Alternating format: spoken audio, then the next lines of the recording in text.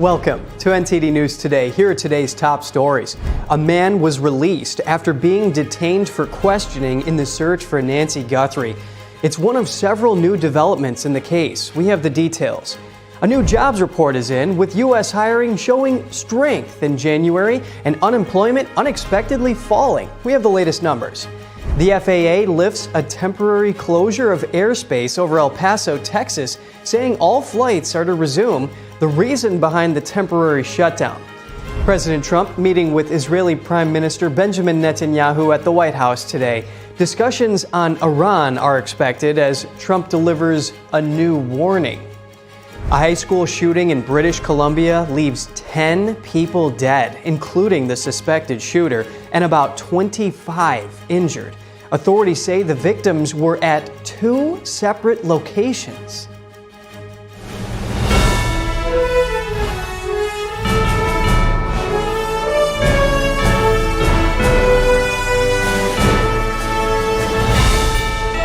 This is NTD News Today, live from our global headquarters in New York City. Today is Wednesday, February 11th. I'm Kevin Hogan. Authorities say they're making progress in the search for Nancy Guthrie, mother of NBC anchor Savannah Guthrie. The FBI releasing a new video of the potential suspect and the sheriff's office detaining a man for questioning. Here's the latest. Police last night questioning an individual in connection with the disappearance of Nancy Guthrie, mother of NBC anchor Savannah Guthrie.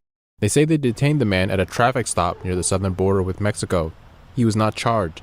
Later that night, the Pima County Sheriff's Department conducted a search in Rio Rico, Arizona. The homeowner said someone gave a tip that Nancy Guthrie was in her house and that authorities are investigating her son-in-law, the man who was detained, but insisted he had nothing to do with the case. They only said that they gave a tip that she was in my house, and I told them, you can go in and search my house. There's nobody there. I have nothing to hide.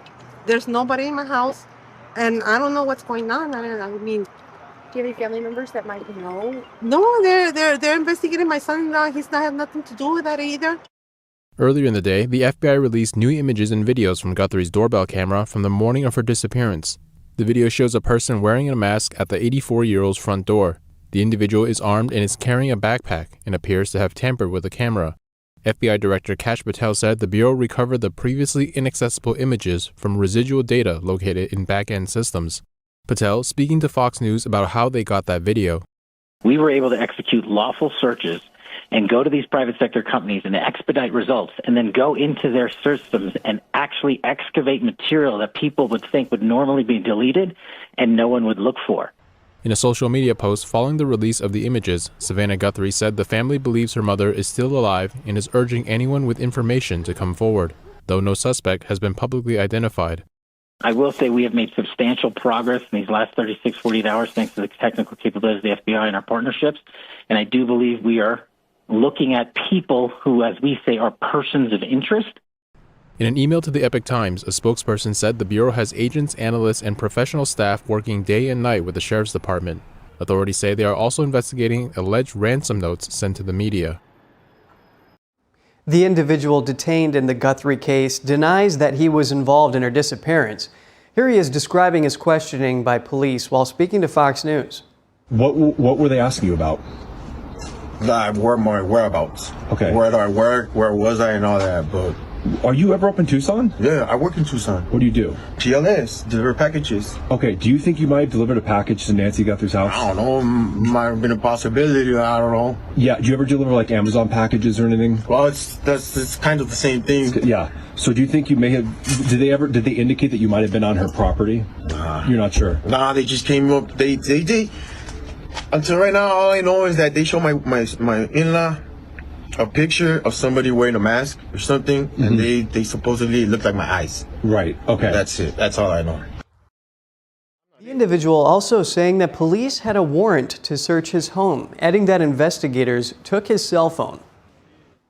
The airspace around El Paso International Airport is open again after the Federal Aviation Administration previously announced a 10-day closure. Transportation Secretary Sean Duffy says the FAA and the Department of War detected a Mexican cartel drone incursion. Duffy added that the threat had been neutralized. The FAA said there was no danger to commercial aviation and that all flights would resume. The shutdown, announced just hours earlier, cited special security reasons. At the same time, the FAA imposed a similar flight restriction around Santa Teresa, New Mexico, about 15 miles northwest of the El Paso airport. El Paso sits on the southern border and is a center for cross-border commerce with Mexico. U.S. hiring showing signs of strength in January as payrolls rose by 130,000 and the unemployment rate unexpectedly fell to 4.3%. The data from the Bureau of Labor Statistics suggests the labor market remains steady at the start of 2026. Many sectors like healthcare and professional services added jobs, giving hope that wage growth may continue. The January report was delayed from February 6th due to a partial government shutdown, but the latest numbers signal continued resilience in employment. In each January, the Labor Bureau adjusts payroll figures against a more comprehensive survey called the Quarterly Census of Employment and Wages. Those adjustments showed that job growth from April 2024 to March 2025 was nearly 900,000 lower than first estimated. President Trump hosting Israeli Prime Minister Benjamin Netanyahu at the White House today. The two leaders are expected to discuss ongoing U.S.-Iran negotiations. The meeting comes after Netanyahu met with Trump negotiators yesterday. Netanyahu's office says Steve Witkoff and Jared Kushner provided an update on the first round of talks held with Iran last week, and President Trump telling Axios he's thinking of sending another aircraft carrier group to the Middle East if those talks fail. Trump says the U.S. currently has a massive fleet in the region. The president adding, either we will make a deal or we will have to do something very tough, like last time, an apparent reference to last year's strikes on Iran's nuclear facilities. Canadians in British Columbia are reeling after a shooting at a local high school killed 9 people and left multiple injured. NTD's Daniel Monahan reports on the incident. British Columbia Premier David Eby urged Canadians to rally around the tight-knit community of Tumbler Ridge after a shooting killed 10, including the alleged shooter. This is a devastating and unimaginable tragedy. We can't imagine what the community is going through, but I know it's causing us all to hug our kids a little bit tighter tonight. Eby says the 10 people were at 2 different sites. 8 of the people who died as a result of the shootings were at the school, including an individual we understand is the suspected shooter who is believed to have died of a self-inflicted gunshot wound. About 25 people were injured. Some profoundly serious and some more minor injuries. This is only the beginning for so many who have families who have been impacted by today's tragic events.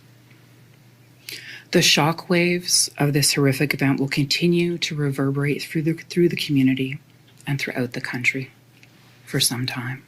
Canadian Prime Minister Mark Carney wrote on social media that he was devastated by the horrific shootings. Carney says he joins Canadians in grieving with those whose lives have been changed irreversibly. The police talked in more detail about the 2 separate crime scenes. So we have 2 scenes. We have the school, and then we have found 2 other persons deceased at our residence in Tumbler Ridge that we're trying to determine the connection to this event. We believe they're connected, but we're not in a position to provide that definitively right now at this time. Police know the identity of the shooter, but did not give further details and declined to say if the attacker was a child. An official active shooter alert described the suspect as a female in a dress with brown hair. Tumbler Ridge is a remote municipality with a population of around 2,400 people located in the foothills of the Rocky Mountains in northern British Columbia. Daniel Monahan, NTD News. A narrowly divided U.S. House rejects a Republican-led effort to block legislative challenges to President Trump's tariffs. The move opens the door for Democrats to try to undo trade measures targeting Canada. Lawmakers voted 217 to 214, with 3 Republicans joining Democrats to oppose the plan. Nebraska Republican Don Bacon said Congress should still be able to debate tariffs. He called them a net negative for the economy and a tax on American consumers and businesses. The outcome is a setback for House Speaker Mike Johnson, who holds only a slim majority. Democrats are now pushing for votes on resolutions that could terminate some of President Trump's tariffs. Attorney General Pam Bondi is now testifying before the House Judiciary Committee on oversight of the Justice Department. We're turning into that now. Targeted traditional Catholics. The Biden-Harris DOJ pressured social media companies to censor Americans, and the Biden-Harris Justice Department launched not one, but 2 investigations into President Trump, spending over $35 million to try to bring down their political opponent. To further this effort, they sought the phone records of over a dozen Republican members of Congress. Even the Democrats said this was wrong. They got bank records for scores of White House officials. They even paid at least one confidential human source $20,000 for information on President Trump. And of course, while doing all this, they couldn't tell us who planted the pipe bombs, who leaked the Dobbs opinion, and who put cocaine in the White House. But thank goodness the American people saw through it all. Americans were tired of being targeted for their beliefs, tired of the lawfare, tired of the rampant crime throughout this country, and that's why they overwhelmingly elected President Trump. And what a difference a year makes. What a difference a year makes. Under Attorney General Bondi, the DOJ has returned to its core missions, upholding the rule of law, going after the bad guys, and keeping Americans safe. The Trump Justice Department has restored the rule of law. Murders are down nationwide by 20%. In D.C., violent crime is down by 28%. The federal surge in D.C. resulted in 8,000 arrests, the seizure of 800 illegal guns, and the recovery of 16 missing kids. The Trump Justice Department apprehended a suspect in the pipe bomb investigation, and they've arrested 6 of the FBI's top 10 most wanted fugitives in just 1 year. Of course, they arrested narco-terrorist Nicolas Maduro, and they seized a record number of drugs flowing into this country. The Trump Justice Department put an end to targeting Americans for their beliefs. Attorney General Bondi rescinded Attorney General Garland's anti-parent memorandum.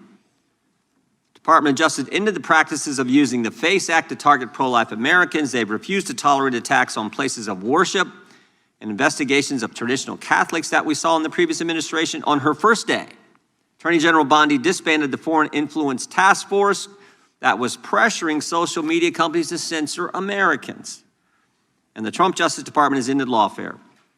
Under Attorney General Bondi, along with Director Patel, they've worked to expose the political nature of Arctic Frost and the Jack Smith investigations.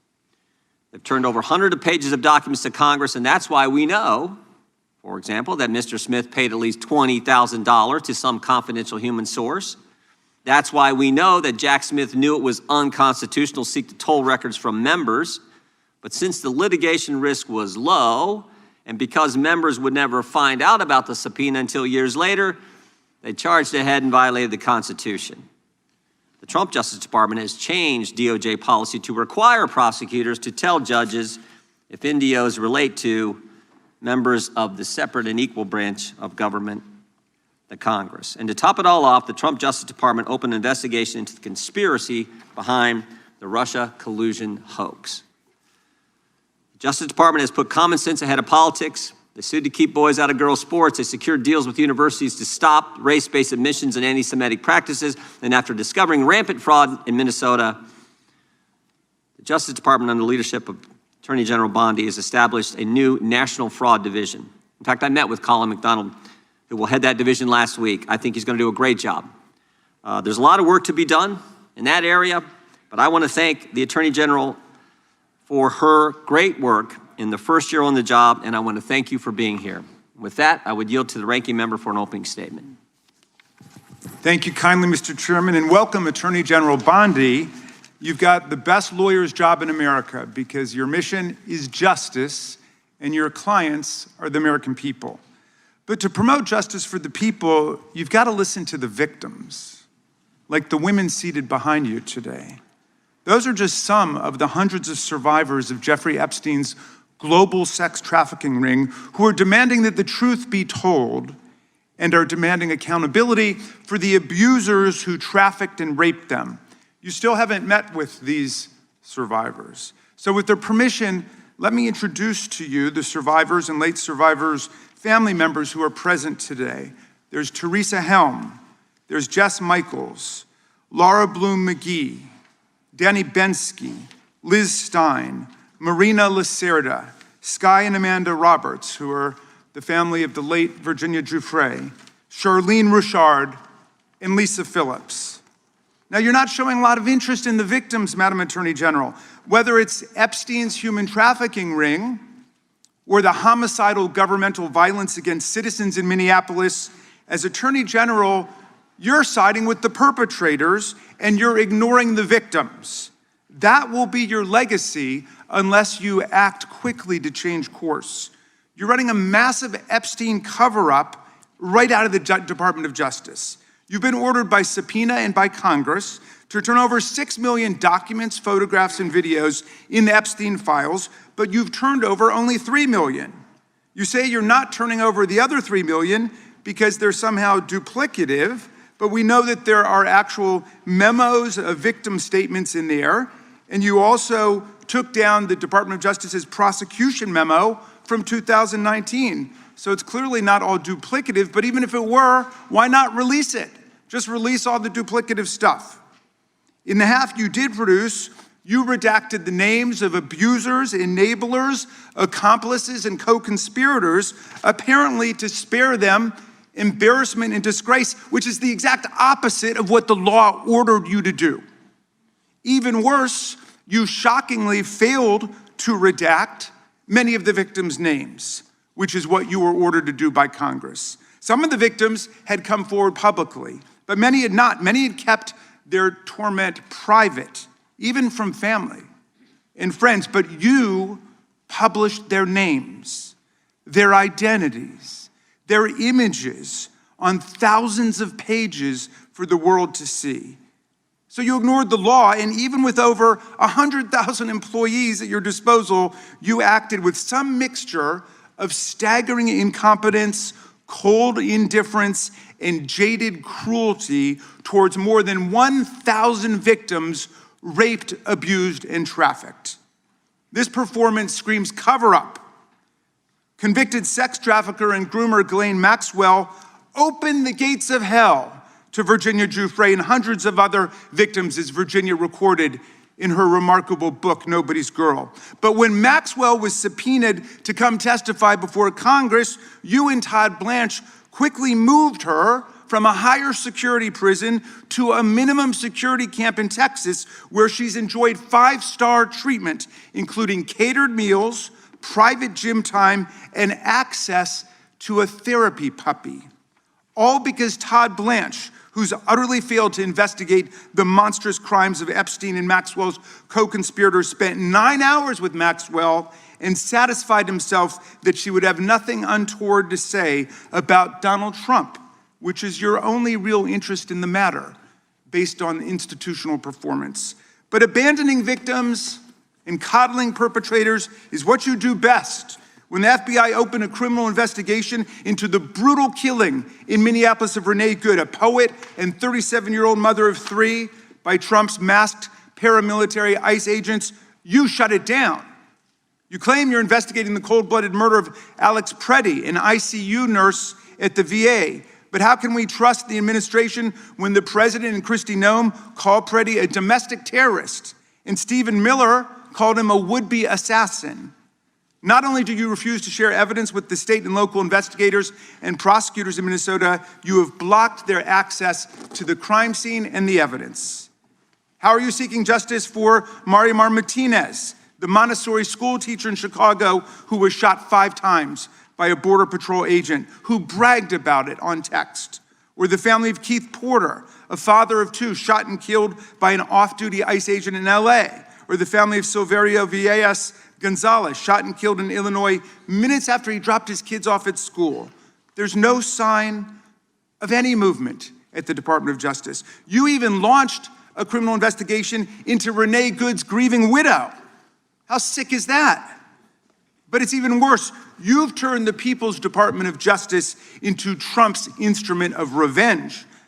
Trump orders up prosecutions like pizza, and you deliver every time. He tells you to go after James Comey, Letitia James, Lisa Cook, and Jerome Powell, the head of the Federal Reserve Board, and members of Congress like Adam Schiff, Mark Kelly, Alyssa Slotkin, Chrissy Houlihan, Jason Crow, Chris DeLuzio, and Maggie Goodlander. to name a few, and you snap to it. You replace real prosecutors with counterfeit stooges who robotically do the president's bidding. Nothing in American history comes close to this complete corruption of the justice function and contamination of federal law enforcement. And the good news is many serious lawyers at DOJ, including some of your own original appointees, have refused your lawless orders.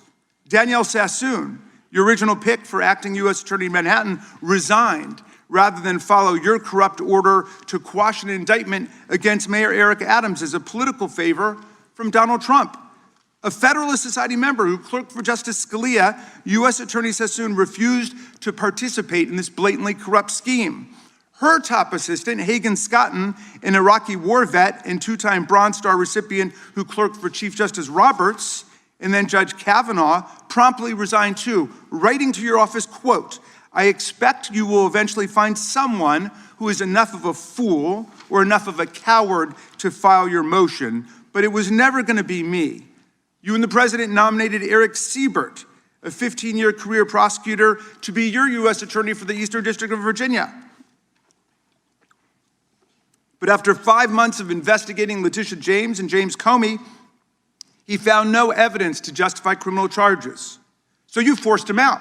You replaced him with Lindsay Halligan, Trump's personal lawyer from the Mar-a-Lago documents case, who had zero prosecutorial experience and no qualifications. And then you were humiliated when a federal judge found that this corrupt appointment was blatantly unlawful and threw out Halligan's indictments entirely. And grand juries of American citizens have repeatedly rejected your vendettas and baseless indictments brought by the hacks left at DOJ now, with 2 different grand juries in Virginia voting down indictments against Letitia James in a single week. And just yesterday, another grand jury shut down your vendetta factory by rejecting indictments against the 6 members of Congress who had spoken out to remind all service members that they have a duty to refuse illegal orders. You tried to get a grand jury to indict 6 members of Congress who are veterans of our armed forces on charges of seditious conspiracy simply for exercising their First Amendment rights. I hope you will heed the wisdom and the constitutional patriotism of those grand jurors and not try it again by doubling down on that humiliation.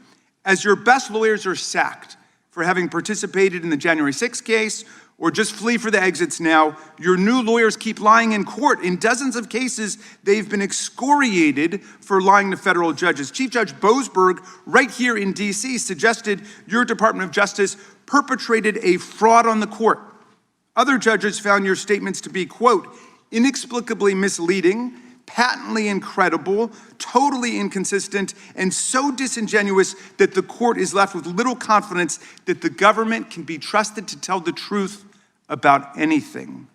Now, as ranking member, I asked the chairman to add a few extra rounds of questions today because we each have 5 hours of questions, not 5 minutes, but we're stuck with 5 minutes. That's clearly insufficient to give voice to America's victims and survivors and to demand answers about all the corruption and cover-ups that we see at DOJ right now. We've got just 1 round, so we ask you politely but firmly, Madam Attorney General, please do not waste 1 second of our precious time by evading questions, by changing the subject, or engaging in personal attacks against members of Congress. We saw your performance in the Senate, and we're not going to accept that. This isn't a game. In the Senate, you brought something with you called a burn book, a binder of smears to attack members personally for doing the people's work of oversight. Please set the burn book aside and answer our questions. And when you hear us reclaim our time, that means it's time for you to stop speaking. We only have 5 minutes, so when we reclaim our time, that means you stop. And if you don't, we will ask the chair to stop the clock and let you go on his time. The quality of justice in America depends on the character of our government. Please do your job and bring the Department of Justice back from the brink. The survivors seated behind you and the American people watching everywhere deserve a Department of Justice worthy of its name. I yield back, Mr. Chairman. Without objection, all of the opening statements will be included in the record. We will now introduce today's witness. The Honorable Pamela J. Bondi has served as the Attorney General of the United States since February 5th, 2025. She previously served in the Office of the White House Counsel, 2 terms as the Florida Attorney General, and spent more than 18 years as a prosecutor. We welcome our witness and thank her for appearing today. We will begin by swearing you in. Would you please rise and raise your right hand? Do you swear or affirm under penalty of perjury that the testimony you're about to give is true and correct to the best of your knowledge, information, and belief, so help you God? I do. Let the record show that the witness has answered in the affirmative. Thank you. You can be seated. And please know that your written testimony will be entered into the record in its entirety. Accordingly, we ask that you summarize your testimony. Madam Attorney General, you may begin. Thank you.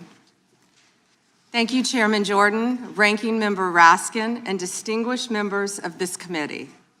Thank you for hosting me here today. I'm grateful for the opportunity to answer your questions, highlight the work of our department, and discuss the most important topic of all, keeping the American people safe. A little over a year ago, I was sworn into office as the 87th Attorney General of the United States. I came into office with the goal of refocusing the Department of Justice on its core mission after years of bloated bureaucracy and political weaponization. The Department of Justice's core mission is to fight violent crime, protect the American people, and defend the rule of law above all else. While our work is never done, we have made tremendous progress to make America safe again. In 2025, we saw the lowest murder rate in 125 years. That's nothing short of historic. If you compare 25 to 24, here's what you'll find. The murder rate is down 21%, robbery down 23%, carjacking down 43%, gun assault down 22%, ag assault, burglary, could go on and on. Crime is declining. This did not happen by accident. The numbers tell an important yet straightforward story. President Trump has given us the resources, the support, and the leadership to protect the American people. President Trump's policies have saved lives. I cannot think of a policy outcome more important than protecting the lives of American citizens. Can you? This trend has been especially clear in Washington, D.C. and in Memphis. These are 2 iconic American cities that spent years in the grip of horrific violent crime. The Department of Justice surged law enforcement resources, and the results came quickly. Crime plummeted in both cities. And I want to make one point loud and clear. We achieved those results by working with Democratic mayors.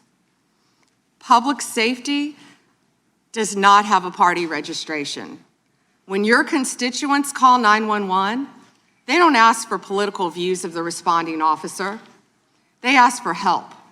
I have federal agents in each and every one of your districts. They're here to help, and I am here to help. Many cities and states have worked with us and taken advantage of our federal support. Some have not. Meanwhile, a few elected officials have declared that they are, quote, at war with the federal government, and encouraged widespread obstruction of law enforcement. This has resulted in avoidable clashes on the streets, as you've all seen. We've seen rioters storming a Christian church. Citizens and law enforcement officers have both been endangered by reckless rhetoric. We have made dozens of arrests in and around Minneapolis so far, and many of them could have been avoided by simple compliance with federal law. Of course, our efforts reach beyond our urban centers. We are striking crucial blows against terrorist organizations such as MS-13, TDA, the Sinaloa Cartel, and Antifa. And as we sit here, I think you've seen the news this morning. The news is reporting that cartel drones are being shot down by our military. That's what we all should care about right now, protecting America. As we seek to dismantle these drug trafficking networks that poison Americans, In 2025, our DEA agents seized more than 47 million fentanyl pills and more than 9,800 total kilos of fentanyl. That represents 369 million potentially deadly doses that can kill Americans. Meanwhile, our attorneys are fighting for President Trump's agenda in courtrooms across this country. This administration has been sued 627 times. We fought through a nonstop flood of bad faith temporary restraining orders from liberal activist judges across this country. America has never seen this level of coordinated judicial opposition towards a presidential administration. It is not only an unlawful attack on the executive branch's authority, but a serious attack on the democratic process. In spite of this unprecedented judicial activism, we've attained 24 favorable rulings at the U.S. Supreme Court, their emergency docket, and even more to come. We've done so while ending the weaponization of the prior administration by dropping FACE Act prosecutions, exposing the Arctic frost scandal via congressional disclosure, thank you, Chairman, and restoring one tier of justice in this country. To address the Epstein files, more than 500 attorneys and reviewers spent thousands of hours painstakingly reviewing millions of pages to comply with Congress's law. We've released more than 3 million pages, including 180,000 images, all to the public, while doing our very best in the time frame allotted by the legislation to protect victims. And if you brought us a victim's name that was inadvertently released, we immediately redacted it. All members of Congress, as you know, are invited to visit DOJ to see for yourselves. I want to take a moment to acknowledge the Epstein survivors who are here today.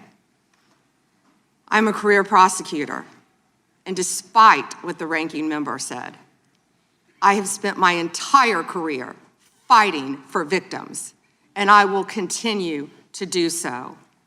I am deeply sorry for what any victim has been through, especially as a result of that monster. If you have any information to share with law enforcement about anyone who has hurt you or abused you, the FBI is waiting to hear from you. I want you to know that any accusations of criminal wrongdoing will be taken seriously and investigated. The Department of Justice is committed to holding criminals accountable to the fullest extent of the law. In 2025, the FBI arrested over 1,700 child predators, a 10% increase from 2024. We also located 2,700 victims of child exploitation and shut down 3.8 million dark web pedophile accounts. 3.8 million. So please, if you have information to share that needs to be investigated, contact the FBI. Today, I look forward to discussing further our shared obligation to protect the American people, uphold the rule of law, and keep this nation safe. Thank you. Thank you, Madam Attorney General. The chair we now proceed under the 5-minute rule. The chair recognizes the gentleman from California for 5 minutes. Thank you, Mr. Chairman. Madam General, thank you for your extensive remarks, particularly on your continued investigation of those responsible over the years in the Epstein debacle. Obviously, you have an amazingly full docket between civil rights, between criminal, between so-called white-collar crime, and doing so, as the chairman said, at a time in which both you and the president are under attack, and our ICE agents and FBI and others are under attack when they try to enforce the law. I personally want to apologize for those who would embolden, support, or even stand with those lawbreakers that sit on this and other daises here in Congress. My job generally is to talk about patents and trademarks as the chairman of that subcommittee. I'll forego that today because one of my other jobs is the creation and maintenance of Article III judges, and I work with the Chief Justice on that, and we're trying to expand the court. But currently, there are only 677 district court judges. They have very full dockets as well. But you create a tremendous amount of judges, particularly immigration judges. You do so in order to save the court that, but adjudicate, as is requirement, each of those people who claim a right to be here in the United States. And that has been going on under Republican and Democratic administrations for years. What's unique about the Trump administration this time is that you and President Trump have managed to reduce the backlog of people seeking that for the first time in decades. You are getting ahead of that tremendous backlog that caused, for better or worse, the release of millions of people with little pieces of paper saying, come back later when we call you, and often to no avail when you call. So I want to congratulate you on that because it's an accomplishment you might not take credit for and the other side would never give you credit for. But I hope you can continue to do that and do more. And I say so for a reason, because much of this hearing will be about Minneapolis and other places in which the backlog of criminal aliens, including in my home state of California, people who have hurt other people, people who have victimized their communities, is extensive. And although the overall number through adjudication may be going on, because of places like my home state, California, you're unable to apprehend people that my sheriffs want apprehended. They desperately want to cooperate, and they're prohibited by law. It is this committee's opinion on this side of the aisle that, in fact, you should be given the ability to demand that participation and that the release of a known criminal not be considered to be acceptable just because a state or a city has declared itself a sanctuary. I want you to opine on just one thing that I think has been misunderstood. As I said earlier, you create and maintain those judges that adjudicate these cases. You also support so many that, in fact, have to make decisions as judges. Knowing that this limitation of so few Article III judges are there, please educate those who seem to miss the point that Article I judges, including bankruptcy judges, including immigration judges, including lots of people with the title appropriately judge, do in fact issue documents that look like, act like, and are normally accepted as warrants, as subpoenas, as demands for state officials to stand aside and allow the production of either an individual or documents. Because I think people are missing the point that these ICE retainers and detainers and so on, they act like they're nothing when in fact in the ordinary course, Madam General, you do in fact have Article I judges constantly putting those out, and they are respected normally.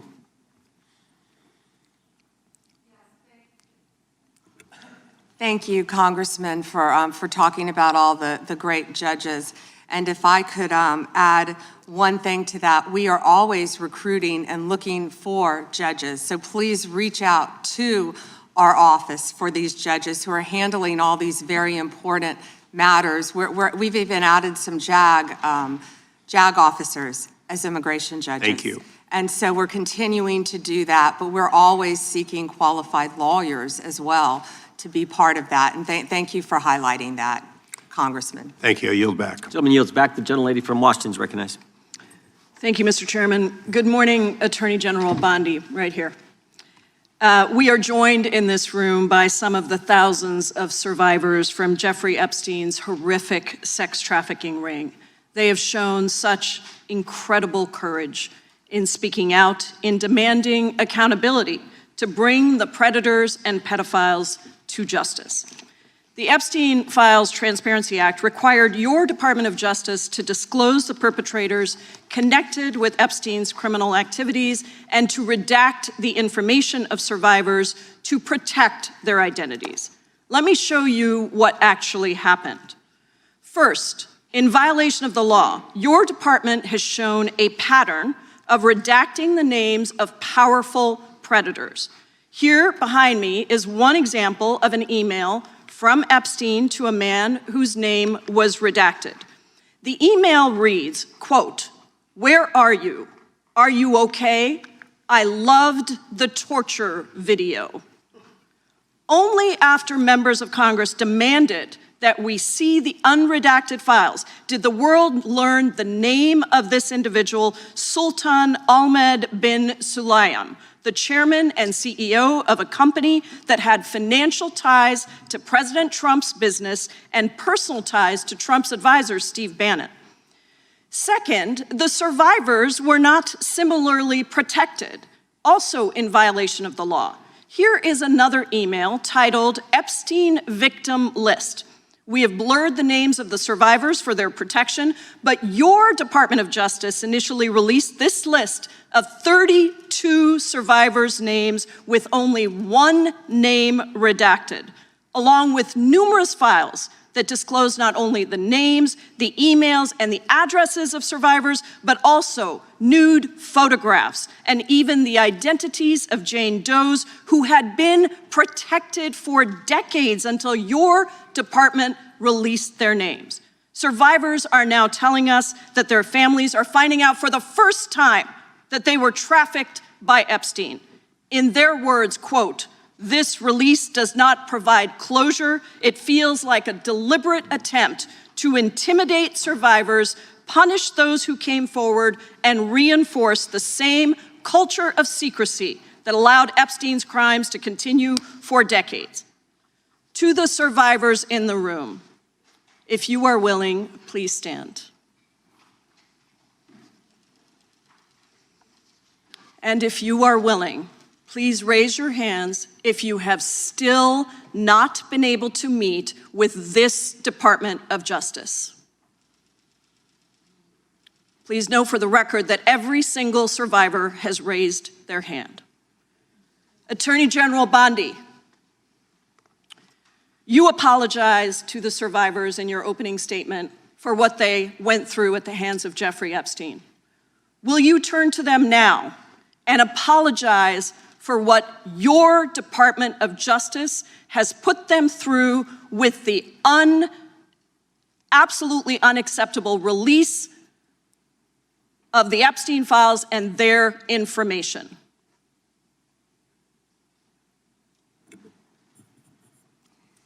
Congresswoman, you sat before, Merrick Garland sat in this chair twice. Attorney General Bondi, No, can I finish my answer? No, I'm going to reclaim my time because I asked you a specific question that I would like you to answer, which is, will you turn to the survivors? This is not about anybody that came before you. It is about you taking responsibility for your Department of Justice and the harm that it has done to the survivors who are standing right behind you and are waiting for you to turn to them and apologize for what your Department of Justice has done. Members get to ask the questions, the witness gets to answer in the way they want to answer. The Attorney General can that's respond. not accurate, Mr. Chairman. Because she doesn't like the answer. Time. So, Mr. Chairman, why I have asked didn't she ask Merrick Garland this? I am reclaiming my time, and when I reclaim my time, it is Mr. Chairman, the gentlelady's reclaimed her time. I'm not going to get in the gutter for her theatrics. The time belongs to the gentlelady. The gentlelady has 17 seconds. Thank you.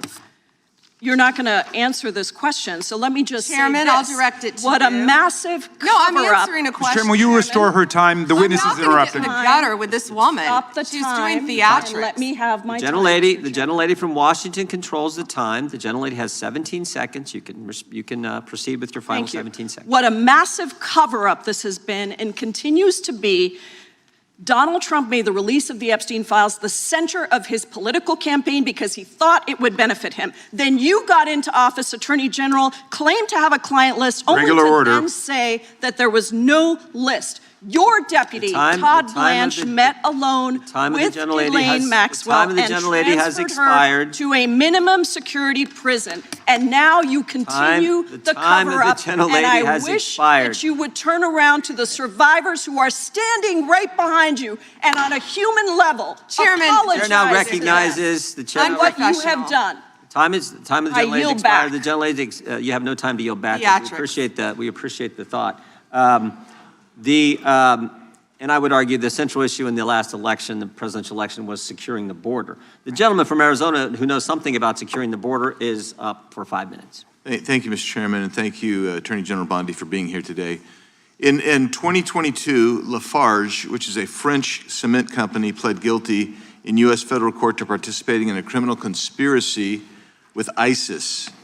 That conspiracy contributed to the deaths of U.S. service members fighting in Syria during Operation Inherent Resolve. As part of the plea agreement, Lafarge was required to pay more than $775 million to DOJ's Asset Forfeiture Fund. In February 2025, my colleagues and I sent you a letter urging the department to review the petitions for remission submitted by the families of those fallen service members, including several of my constituents. The previous administration ignored these victims and our requests and left their petitions unresolved. My question for you on this particular issue is if you're willing to work to ensure those families that their petitions will be reviewed and brought to a resolution. Congressman, we are aware of that, and we're committed to doing everything we can to support the victims and work with you.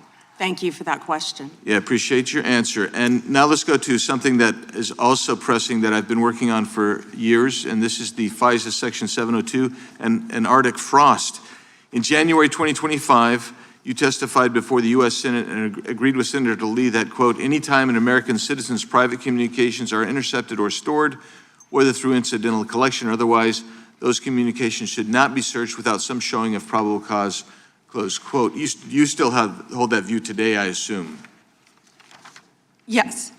And during the most recent FISA reauthorization, I offered an amendment to establish a clear warrant requirement for searches of Americans' data while preserving every publicly cited operational exception, including emergencies, defensive queries, cybersecurity threats.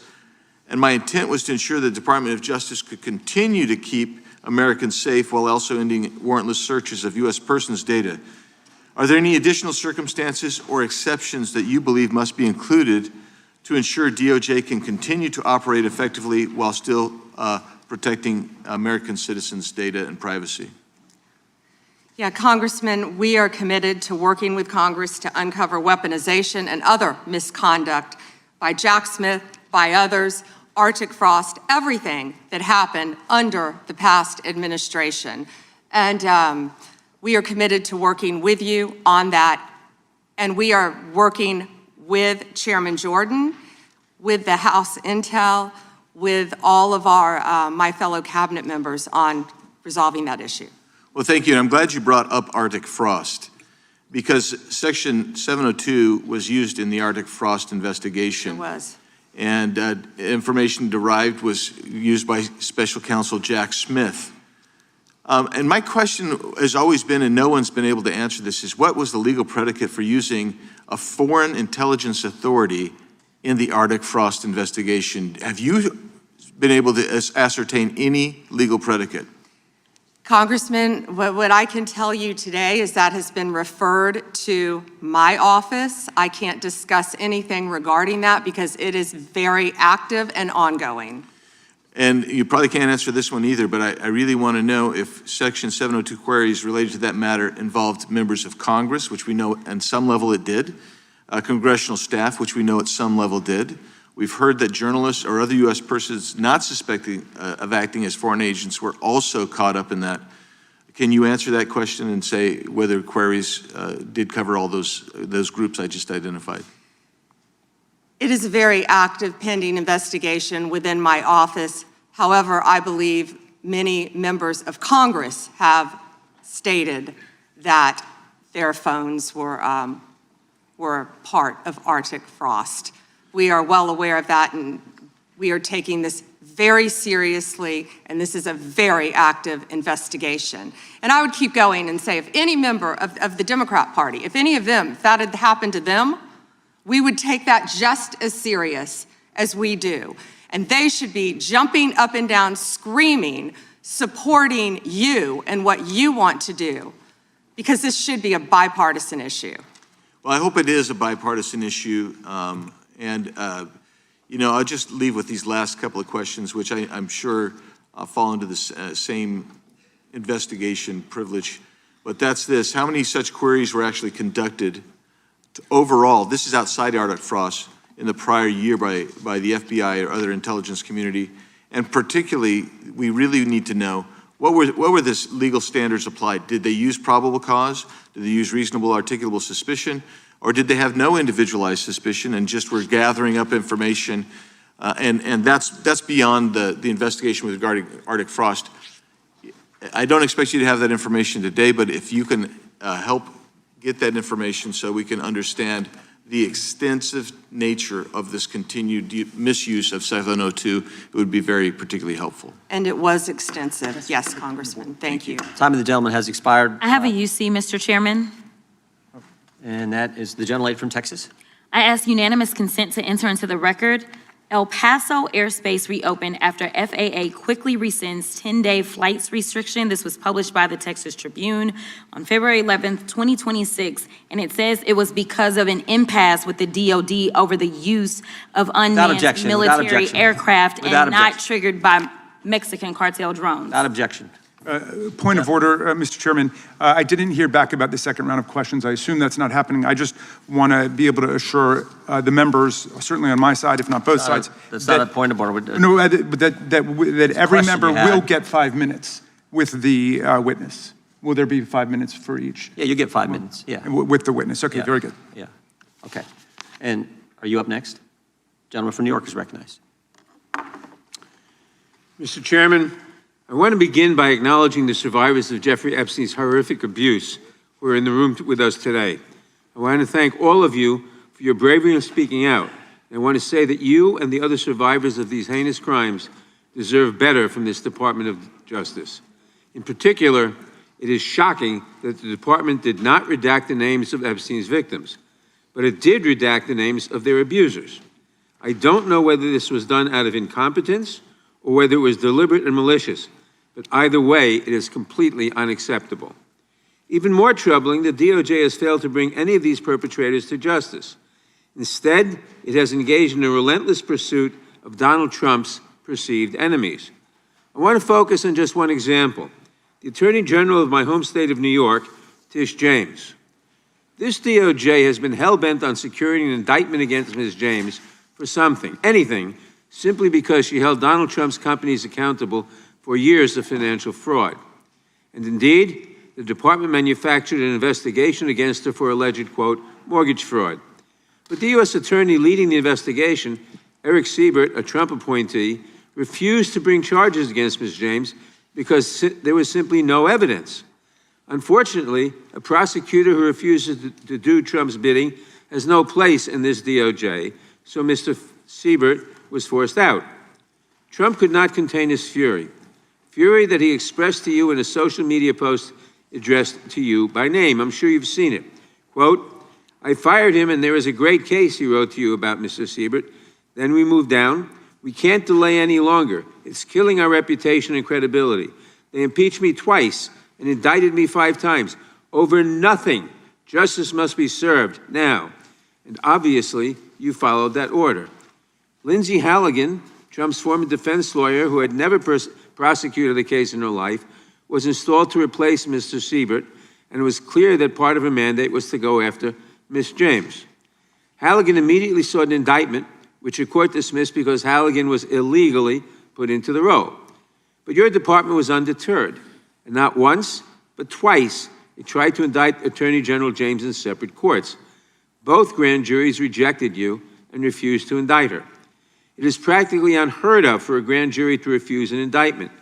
In 2016, it happened in just 6 cases out of over 150,000 offenses. And you had it happen twice in the same week, in 2 different courts. That must have been humiliating. And now there are reports that you are continuing to investigate her. The amount of resources that have gone into targeting Attorney General James, months of investigations, multiple failed indictments, is astounding. Since your own prosecutors told you that there is not enough evidence to support a conviction, it's clear that you were going after her simply because she held President Trump accountable and he wants to punish her.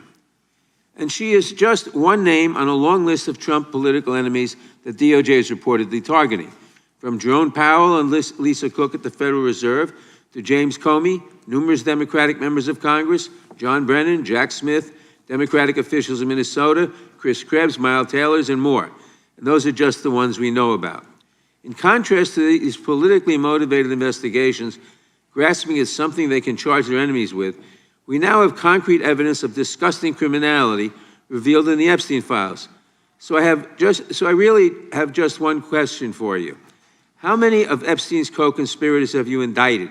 How many perpetrators are you even investigating?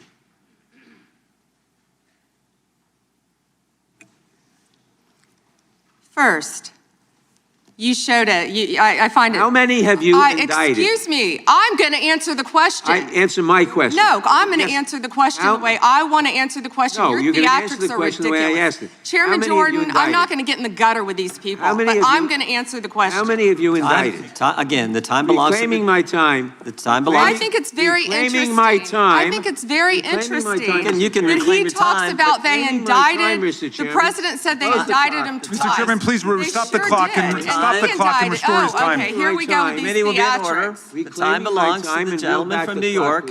We will give you a few more seconds. We will do that. But when you ask a question, the witness gets to answer. You may not like the answer, but she gets to answer. The question was, how many of Epstein's... They don't like the answer, Chairman. my time. Because it's honest. So he asked a 4-minute question. Restore 45 seconds to Mr. Nadler, please, Mr. Chairman. Answer. You can let her filibuster all day long, but not on our watch. Not on our time. No way. And I told you about that, Attorney General, before you started. You don't tell me Yeah, I did tell you because we saw what you did in the Senate. You're a lawyer, not even a lawyer. Committee will be in order. Time, and I should get back at least 45 seconds. We will give you a few more seconds. I said that Not a few, already. 45 seconds. Okay, I'm timing right now, Mr. Nadler. Go All ahead. right. My time. The answer to my question, how many of Epstein's co-conspirators has she indicted, is 0. You have been the Attorney General for a whole year, and your DOJ fired the lead prosecutor of this case, sat on evidence this entire time, and claimed falsely last July that there were no more leads. It took an act of Congress for you to finally release part of the Epstein files, and when you did, you included personal information about the victims while protecting the names of abusers. Time of the gentleman None has of the perpetrators expired. have been brought to justice, but enormous resources Time are of the dedicated gentleman to has pursuing Trump's expired, enemies. and It's obviously clear there that was- under your leadership, the Department of Justice There was no longer no works question for in American there. people. It works Order for respond Donald to. Trump. I yield back. The gentleman yields back. May I answer? I think our next questioner, Madam Attorney General, is going to give you time to respond to Thank you, Chairman. all kinds of things. So we will turn to the gentleman from Texas for 5 minutes. Ms. Bondi, you go right ahead. I'm over here. The time is yours. Thank you. First, he brought up the president saying they indicted me twice. They sure did. They tried to impeach him twice. And you, Mr. Nadler, were one of the leads on the impeachment. I was on the other side. I lived that with you. During impeachment, you said the president conspired, sought foreign interference in the 2016 election. Robert Mueller found no evidence, none, of foreign interference in 2016. Have you apologized to President Trump? Have you apologized to President Trump, all of you who participated in those impeachment hearings against Donald Trump? You all should be apologizing. You sit here and you attack the president, and I am not going to have it. I'm not going to put up with it. You know, all they want to do, The American people need to know this. They are talking about Epstein today. This has been around since the Obama administration. This administration released over 3 million pages of documents, over 3 million, and Donald Trump signed that law to release all of those documents. He is the most transparent president in the nation's history. And none of them asked Merrick Garland over the last 4 years one word about Jeffrey Epstein. How ironic is that? You know why? Because Donald Trump, the Dow right now is over $50,000. I don't know why you're laughing. You're a great stock trader, as I hear, Raskin. The Dow is over 50,000 right now. The S&P at almost 7,000. And the NASDAQ smashing records. Americans' 401ks and retirement savings are booming. That's what we should be talking about. We should be talking about making Americans safe. We should be talking about, what does a Dow have to do with anything? That's what they just asked. Are you kidding? Mr. Jordan, Mr. Jordan. Committee will be in order. Mr. Jordan, am I going to get an extra 45 seconds added to my time? The committee will be in order. The time belongs to the gentleman from Texas. Ms. Bondi, the Attorney General can respond. Thank you. The Dow has shattered 50,000 for the first time. This is crazy. They said it couldn't be done in 4 years, yet President Trump has done it in 1 year. National median rents have fallen to a 4-year low thanks to Donald Trump. That's why they want to focus on Epstein and our most transparent president in the nation's history. The murder rate, as I said, has plummeted to a 125-year low thanks to Donald Trump. For an unprecedented 9 straight months, there were 0 illegal border crossings at the southern border. That's what we should be focused on. All the great work that this president has done and will continue to do to keep America safe and to make Americans safe. Thank you, Attorney General Bondi. I agree with you totally. I think you've done a fine job. I think that Democrats, in fact, should be apologizing to the Epstein victims for doing nothing during the 4 years that they were running the government. We did not hear about this, and it took you and President Trump to finally provide transparency and give answers to the American people, and I want to thank you for that. I want to thank you also for standing up for truth today and for fighting back against the theatrics and the time waste that you will endure over the next hour or two. I want to apologize on behalf of my colleagues on the left. They're not all that bad, but they've got to put on a show.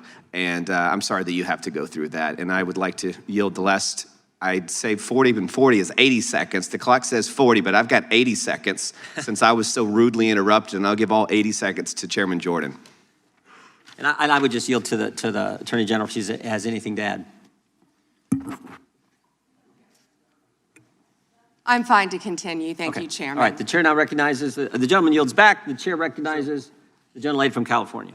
Thank you, Mr. Chairman. I would note that Mr. Nadler's question has not yet been answered, but I want to start by asking that out of respect for the American public and the Epstein survivors, some of whom, of course, are here today, that we can have a transparent conversation and get the public the answers they deserve. I want to briefly direct your attention to 2 documents I'm hoping we will put up on the screen. In the first, an individual emails Jeffrey Epstein asking whether a woman identified as M was pro or civilian, and Epstein responds that she was a civilian, Russian, and fun. In the second email, Epstein writes to Steve Tisch about a Ukrainian girl, noting that she was, quote, a little freaked out by the age difference and stating that he would try to convince her not to return to Ukraine. He then instructs Mr. Tisch to call him, adding, I don't like records of these conversations. So I'd like to ask a straightforward question that really is either a yes or no answer. Do these emails constitute credible evidence, not proof, but credible evidence warning further investigation into whether Steve Tisch was involved in Epstein's criminal conduct? Do you think yes or no? I'm not going to play a yes-no game with you, but I will answer the question to the best of my ability. As I said, we will look and investigate any case involving any victim. I'm not familiar, there were 3 million pages, of course, with that email, but of course, we will look into anything. The documents have been released, 3 million, the redacted versions, we left them open for all of you to come view. I believe you view them, if not, will you have some copies? I'd like to. Could I finish, please? I'm not being rude, please. I only have 5 minutes. No, yeah, and I only have 30 seconds based on your filibustering. Well, you didn't give a yes or no answer, California. so let me just go further. Director Patel testified in this committee room that there was no credible information indicating that Epstein trafficked victims to anyone else. And glancing at the documents, that proves that's not the case.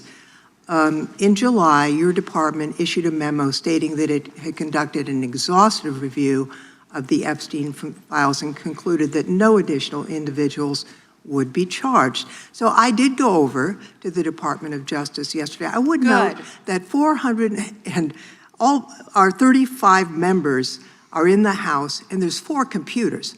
So it would take many months to actually have the time. I only had a few hours. I think the transparency argument is really kind of a sham because it's not really possible. Whoa. Did you have to wait to get a computer? It is not possible to really go in. I did, however, see a U.S. attorney information for the Southern District of New York indicating that there were additional survivors and probable co-conspirators. Other members of Congress have uncovered likely co-conspirators whose names were blocked out. Now, the Epstein File Transparency Act, which all but one member of this House voted for and the president signed, requires the department to release everything except that it needs to be redacted to protect the victims or an ongoing prosecution, which apparently there is none from the testimony we have received. I am concerned that this act has not been fully complied with. When Director Patel came to the committee, he admitted that up to 1,000 FBI agents had gone through the files and redacted President Trump's name from them. And it's pretty clear that what has been transmitted from the FBI continues to redact President Trump's name, even though he is mentioned thousands of times in these files. So I think the credibility of the department in terms of complying with the act has been damaged. And I think the department's credibility has been damaged in other ways. I think we all saw the horrible video of American citizens being killed by ICE agents in Minneapolis. And I think how the department has handled these cases raises a lot of doubt about the department. State and local police in Minnesota got a court order to get access to the crime scene to be sure evidence would be properly preserved by federal agents.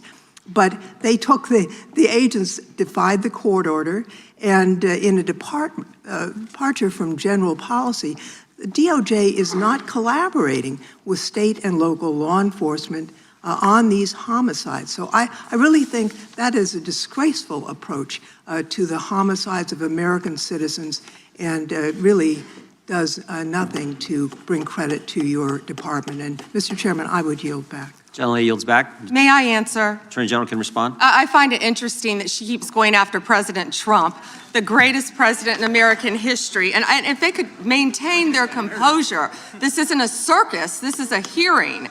I find it interesting she keeps going after Donald Trump. She doesn't say how much money she took from Reid Hoffman, did you? None. And nor did Mr. she Chairman, post regular anything. order, please. She regular posted nothing on her X account, on her Twitter account during the Biden years. Gentle lady. Yet now, all of a sudden, question she's asked. going after Committee will be in order. There was no question asked on of you. the Attorney General. She doesn't just get to speak. Committee will be in order. I have a point of order, Mr. Chairman. Committee will be in order. Point of order, Mr. Gentle Chairman. lady can state her point of order. when a witness attacks. Not a valid point of order. You got to state. She hasn't completed her point of order yet. Please let her speak, Mr. Chairman. Let's have some regular order here. Regular order is you got to state the rule. And I am trying to make a point of order that the witness, and what rule are you referring to? Without responding to a question, has attacked me personally. I think it's pathetic that she can't answer the questions and instead is attacking that is not even close to a point of order. committee. The gentleman from Wisconsin is recognized. In August of last year, I sent a letter to the Department of Justice asking for assistance in seeking compensation for the town of Lac du Flambeau. Town of Lac du Flambeau is in my district, and your office replied that it was an ongoing matter and unable to comment on it, which I understand. That's just fine. But I want to set this up just as a reminder. So 3 years ago, it was at this time of year that 4 roads were blockaded in the town of Lac du Flambeau, and the temperature was 25 below zero. People had to park their cars at a neighbor's place, take the snowmobile across the lake to get their car, and then be able to drive into town. There were people 80 and 90 years old that could not, were very concerned that they'd be able to get emergency medical services. And the perpetrators of this, the tribe out there, they demanded compensation from the town. I would call it extortion. They ultimately got $600,000 from the town of Lac du Flambeau. The unfortunate part, Mr. Chairman, is that the Biden administration took the side of the perpetrators who closed those roads off, and the Biden administration made it clear to the town of Lac du Flambeau that we are not on your side in regards to this. Well, fortunately, there was a federal judge that said, no, this is wrong, what happened, and these roads should be left open, they should continue to be left open. My question to you is, are you willing to work with my office and with the town of Lac du Flambeau to further investigate this matter and seek compensation from the tribal government after their extortion of $600,000 from this little town in northern Wisconsin? Congressman, you do a great job representing your district. And yes, we would more than welcome working with you, and we are familiar with that investigation. Mr. Chairman, I would just add, we're highlighting these miscarriages of justice in the previous administration. This is just another one of those small examples, no different than the Catholic Diocese in Richmond and many others that you have retold so many times. But here's another instance of what they did to a small town and nearly bankrupted them as a result of it. Fortunately, there was a federal judge that saw through it and has fixed it. I want to move on to fraud enforcement. You've established a National Fraud Enforcement Division, is that correct, Madam Attorney General? Yes, Congressman. Has this new division begun any investigations and getting after those individuals that have committed the rampant fraud we've seen, like in Minnesota? Well, it's not only rampant in Minnesota, it's rampant throughout this country. Much of it is in California, as you know, and other places. Yes, we are working on it actively. Our criminal fraud division has been working on it.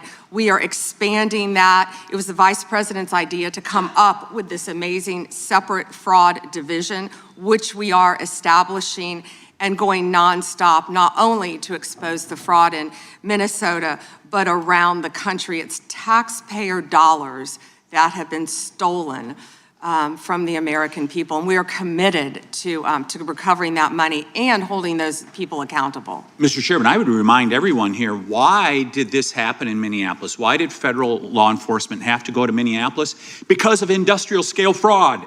It was an assistant United States attorney that said, this is industrial scale fraud that's going on in Minnesota at this point. I sent a letter to our governor in Wisconsin. We're right across the border there. My district is only 20 miles from the city of Minneapolis. And I asked him to open the books for a federal audit on food stamps and Medicaid. Don't you think it would be a good idea for every governor to do that at this point? It protects the citizens, and I can't understand why that's not happening. And yes, I do think that's a great idea. It's happening around this country. And when our new division with Colin McDonald is established, it's established. When Colin is confirmed, he's amazing. I think you've met with him, you said, Chairman. When that is established, we're going to work on both sides of the aisle. That's what we want to do, to stop fraud in every city, in every state in this country. We will continue to fight for the American people. So you would encourage every governor across the United States, after what we have seen in Minnesota, what we almost certainly know is happening in other states, you mentioned California, you would agree that every governor should avail themselves of federal resources to make sure that this industrial scale fraud is rooted out to protect the taxpayers of the United States. Is that correct? Absolutely. Mr. Chairman, I yield back. Gentleman yields back. The gentleman from Tennessee is recognized. Thank you, Mr. Chair. First, I'd like to thank you for holding this hearing and holding it in a proper fashion as you have. Secondly, I'd like to thank all of the victims of the Epstein case who've come here to attend this hearing, for doing it and for being brave and trying to move this justice forward. I apologize, I can't do it, but the Attorney General not recognizing you, that's embarrassing. I am from Memphis, General Bondi, and Memphis does have the task force there. The Memphis Safe Task Force has been operating in Memphis for several months, and we do have a Democratic Mayor, Paul Young, and he's not against the task force, but he is against ICE being in Memphis, and he's not in favor of the National Guard being in Memphis. And I concur with him on those positions. I think the DEA being there, the alcohol, tobacco, and firearms, the FBI, who have been in Memphis in other ways, having more people there is good for Memphis. Crime has gone down in Memphis, but it went down 25% before the task force got there under the direction of Mayor Young and Director Davis, Chief Davis. It's gone down about 15% more since then, and that's good. But I would like to comment that Mexico City's homicide rate has gone down 40% during the same time, when Memphis has only gone down 25%. And that's not necessarily because of the task force, although the mayor says he thinks it's helped. So I thank you for that. You would agree, I presume, that violent crime in communities across our country is critically important, and that's why the task force is there. Is that not true?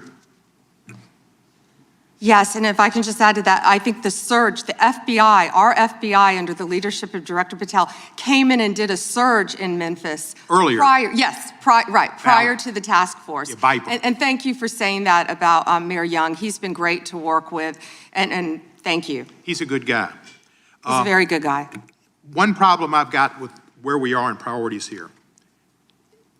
A recent Department of Justice, National Institute of Justice report based on arrest records in Texas and in California found that undocumented immigrants were less than half as likely as U.S.-born Americans to be arrested for homicide. And this pattern holds for assault, sexual assault, robbery, burglary, theft, and arson. Half as likely to be arrested for drug offenses. So I ask you, and I've written to you about this, there are TV ads that run that say to local law enforcement, specifically, says, are you tired of having your hands handcuffed because you can't do the things you wanted to do when you joined? And if you want to do something different, join ICE, and you'll get a $50,000 bonus, and we'll pay off your debts, student debts, and we'll help you with pensions, et cetera, et cetera, et cetera. So they're encouraging local law enforcement to leave local law enforcement and go to work for ICE. We need people working in the front lines and local law enforcement to protect our citizens from the worst of the worst. The worst of the worst are not the immigrants. The worst of the worst, records show, are native-born Americans, and they are committing crimes that hurt our citizens and our cities, and you're working against it, and thank you for that. But by trying to get our local law enforcement, where we have an undercount of officers in Memphis, to leave Memphis and go to work for ICE to deport people is a wrong priority. Why are we trying to get people, policemen who are working on the front lines, to leave the front lines, take the $50,000 and go to work for ICE and instead of working to fight the worst of the worst? Congressman, I have not yet seen that commercial, that ad. I would argue that we need strong people in both local law enforcement, state law enforcement, and all of our federal agencies working together. I've seen some of the worst violent criminals who were in this country illegally. We both know that. And in Memphis, working hand in hand, I want to stick with Memphis and your mayor and what you discussed, because there have been nearly 6,000 arrests as of February 8th, and I think you agree with this, in your district, and almost 600 gang members. What we found in Memphis, a lot of the gangs are local gangs. But 600 gang members were taken off the streets. Time, because I've only 40 seconds. I'm going to agree with you. Yeah. I thank you for that. And 148 missing children were recovered by all of us working together, and nearly 1,000 illegal guns were seized as a result of us working together. And I don't disagree with some of the things you said, but there are questions about those children, but it's a different thing. The fact is, ICE is running rampant, and you are not investigating them. When they killed Mr. Prete, and Ms. Good, that was an execution, and you did not investigate it. And you tried to investigate her, Ms. Good's widow, and you tried to investigate Mr. Prete. They were executed like Kristi Noem executed her dog. And that was wrong. And you should investigate those people, and you should investigate anybody that uses a weapon, in federal official or not, for civil rights violations. I yield back the balance. Gentleman yields back his time. Madam Attorney General, anytime you need a break, just let us know. If not, we'll just keep going. The chair is now recognized for 5 minutes. Madam Attorney General, you're not allowed to exercise your constitutional rights in a way that tramples on someone else's, are you? No. No, you can't do that. I mean, you have a right to petition the government under the First Amendment. That doesn't mean you can come into this room and start screaming at Mr. Raskin or me or anybody else and disrupt a congressional hearing. You have a right to protest on the street, but that doesn't give you a right to go into the Capitol and disrupt Congress. Something these guys talk about every day. You can't do that. So when Don Lemon said that he was exercising his First Amendment free press rights, freedom of the press rights, that's not really accurate because he was trampling on other individuals' rights. Is that true? Chairman, we will always protect our churches and the freedom of religion.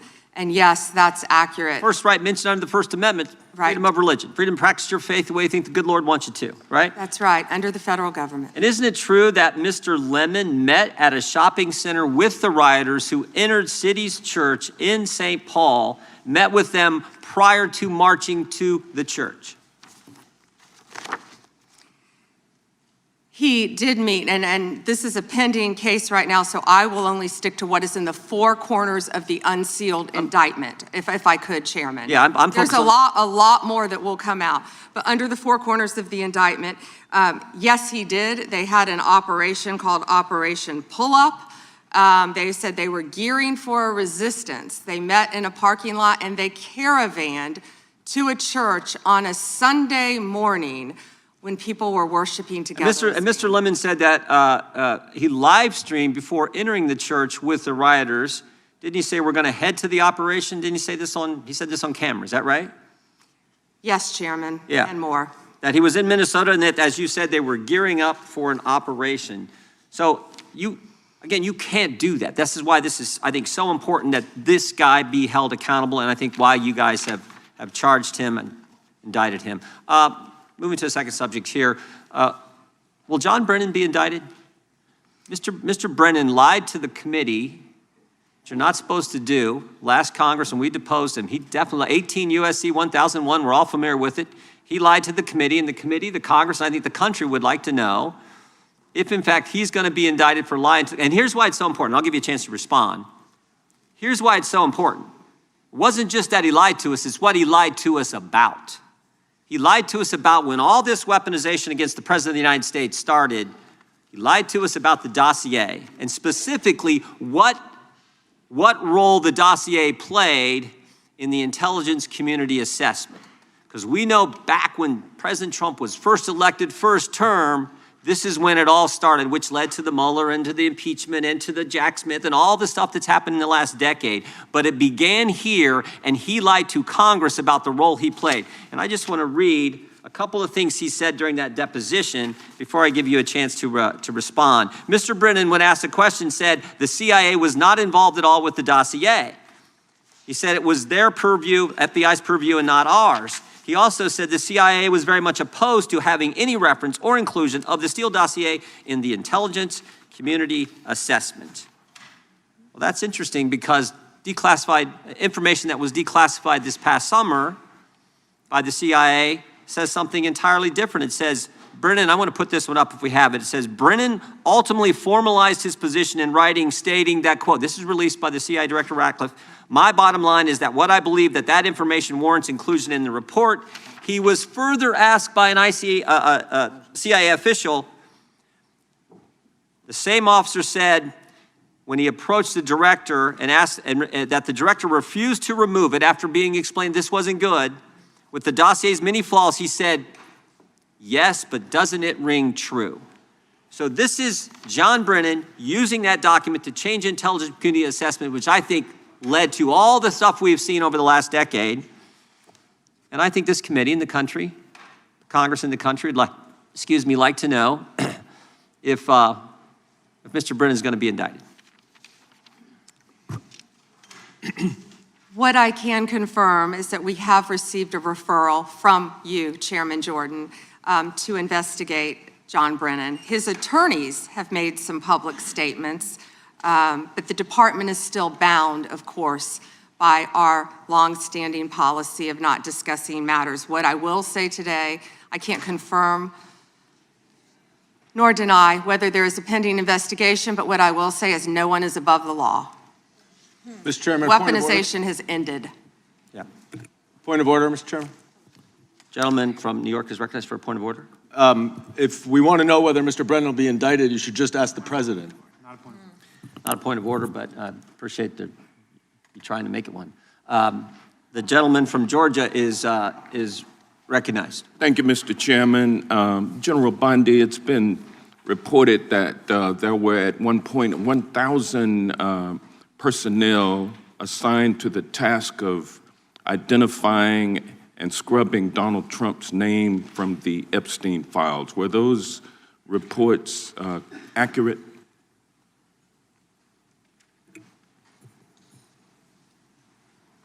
I believe his name has appeared countless times in the documents that have been released. If I could finish, I'm going to read you the stats. I just simply asked whether or not it was true that it was 1,000 folks who were assigned that task. Were those reports accurate? There are more than 500 attorneys and reviewers. I cannot give you an exact number. And I wanted to ask you about that also, because this is a different question that you're getting to now. There were 500 DOJ lawyers and others assigned the task of redacting the appropriate information, including identities of the Epstein victim survivors from the Epstein files prior to their release. 500, is that correct? If I could have finished my answer, there were more than 500 attorneys and reviewers who assisted with the. They asked a question and they don't want an answer. That answers my question, ma'am, and I'm going to move on. I'm going to move on. From General Bondi, would you agree? The time belongs to the gentleman from Georgia. General Bondi, would you agree that your 8 years of service as the state of Florida's Attorney General, the third largest state in the nation, served as an excellent preparation for your current role as Attorney General for the United States of America?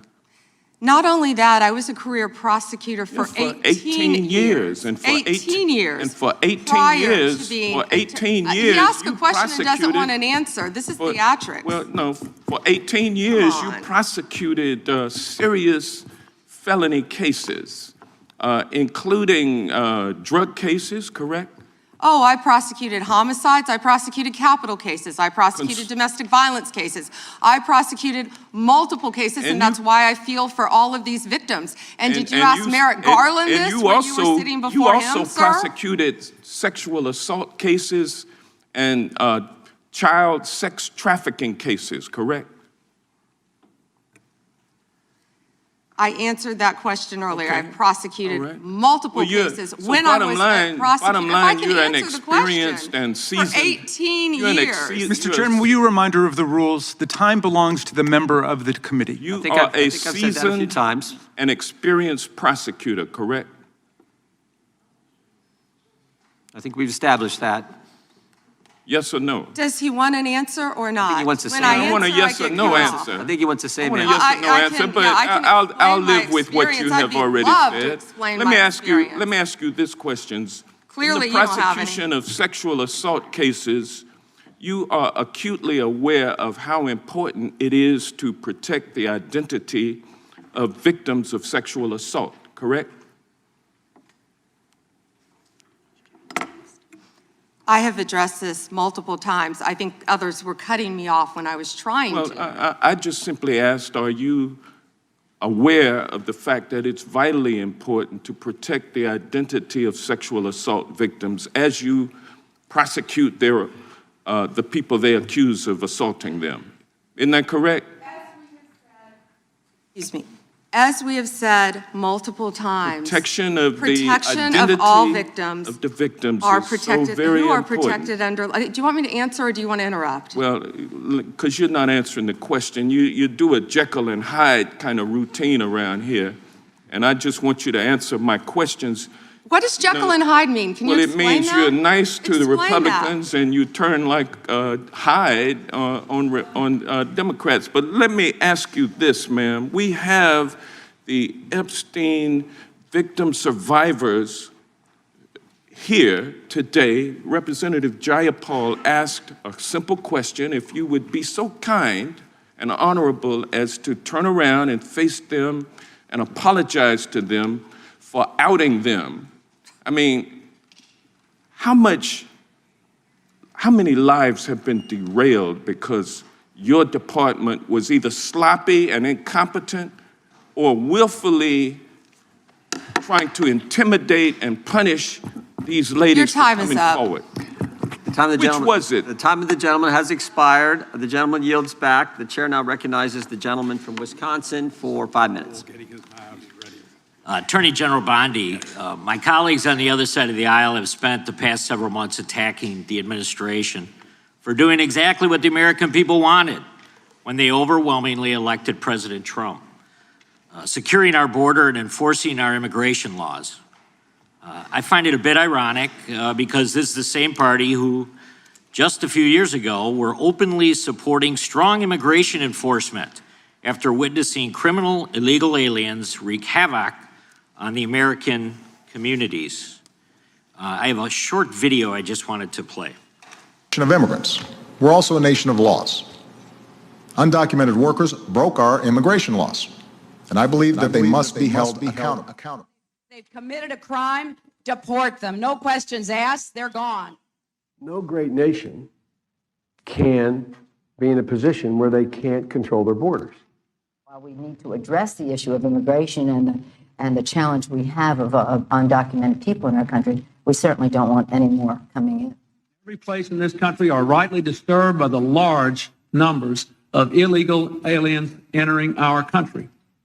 The jobs they hold might otherwise be held by citizens or legal immigrants.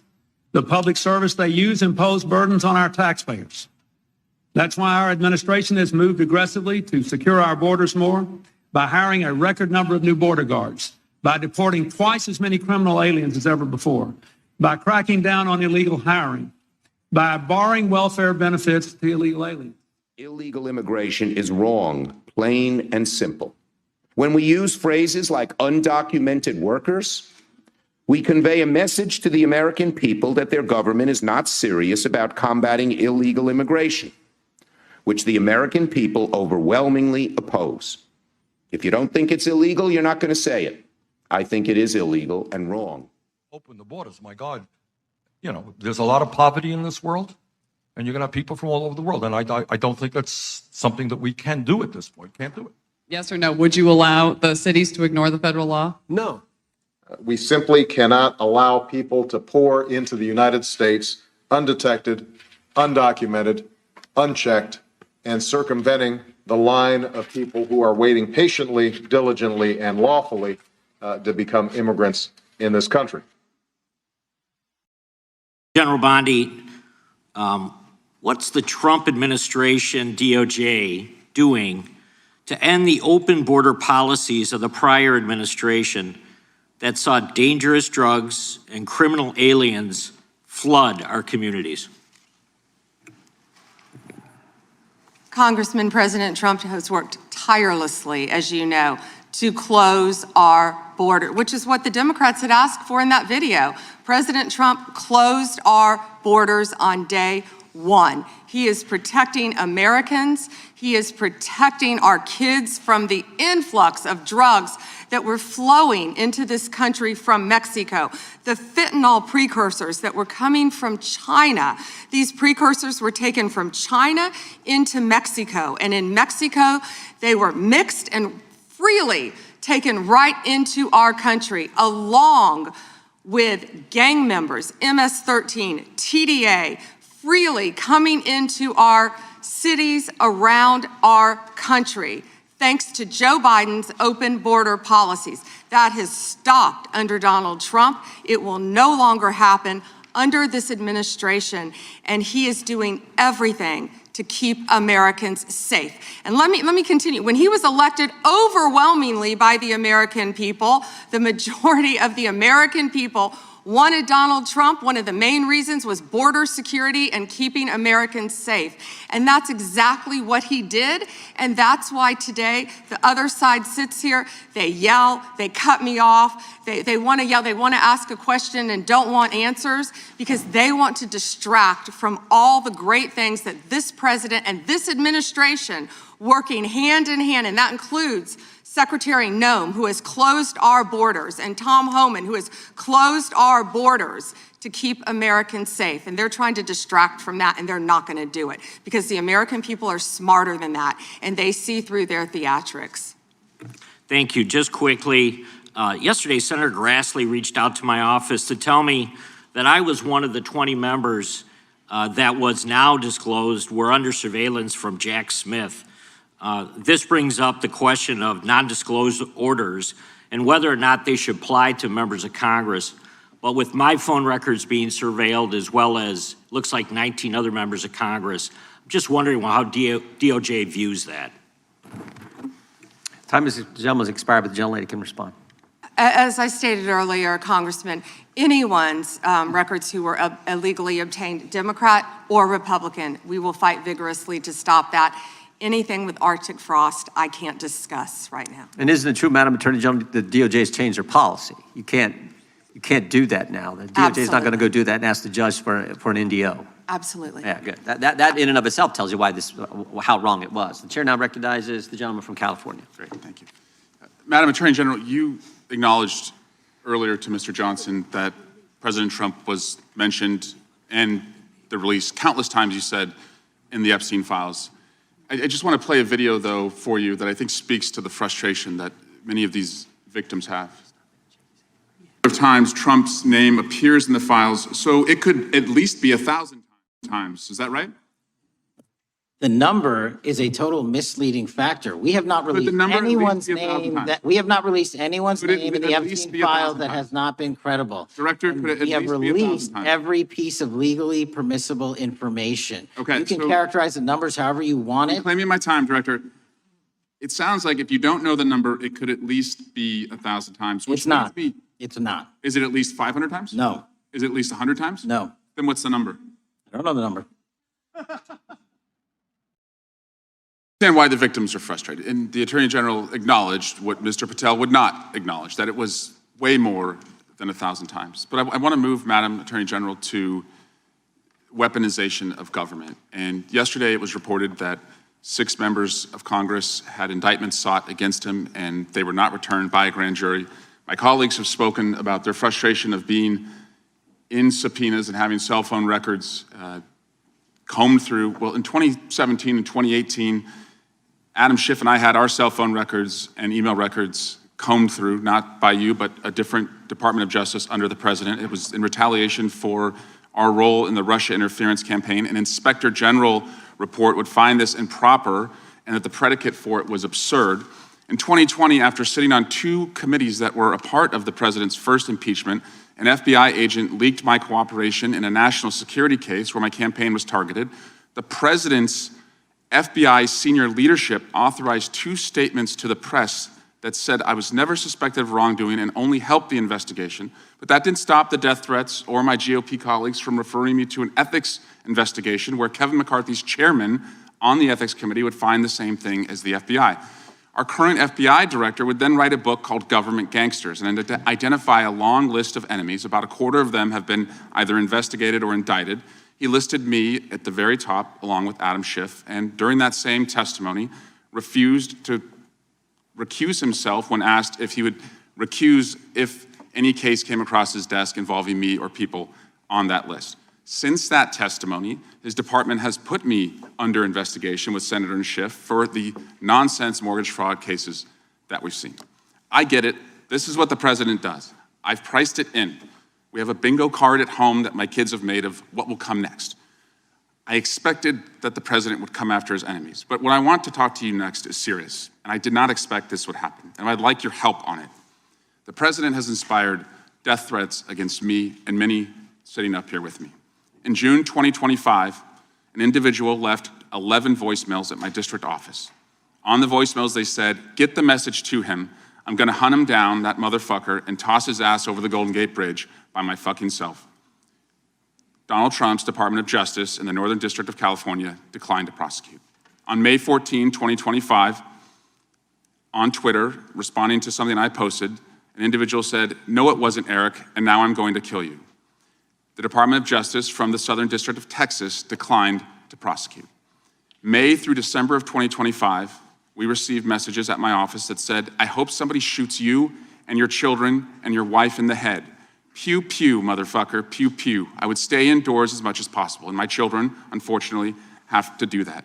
The Department of Justice has not charged this individual and cited that he's a prolific caller and has health conditions, although what we have found in our own investigation and his voicemails is that he has said he will employ others to do this.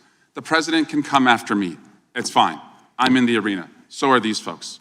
But we never expected that the Department of Justice would not seek to prosecute and investigate those who are making threats against us. And that would include those on that side of the aisle. And I'm just asking for your help to protect life, because life is at risk with the environment we're in right now.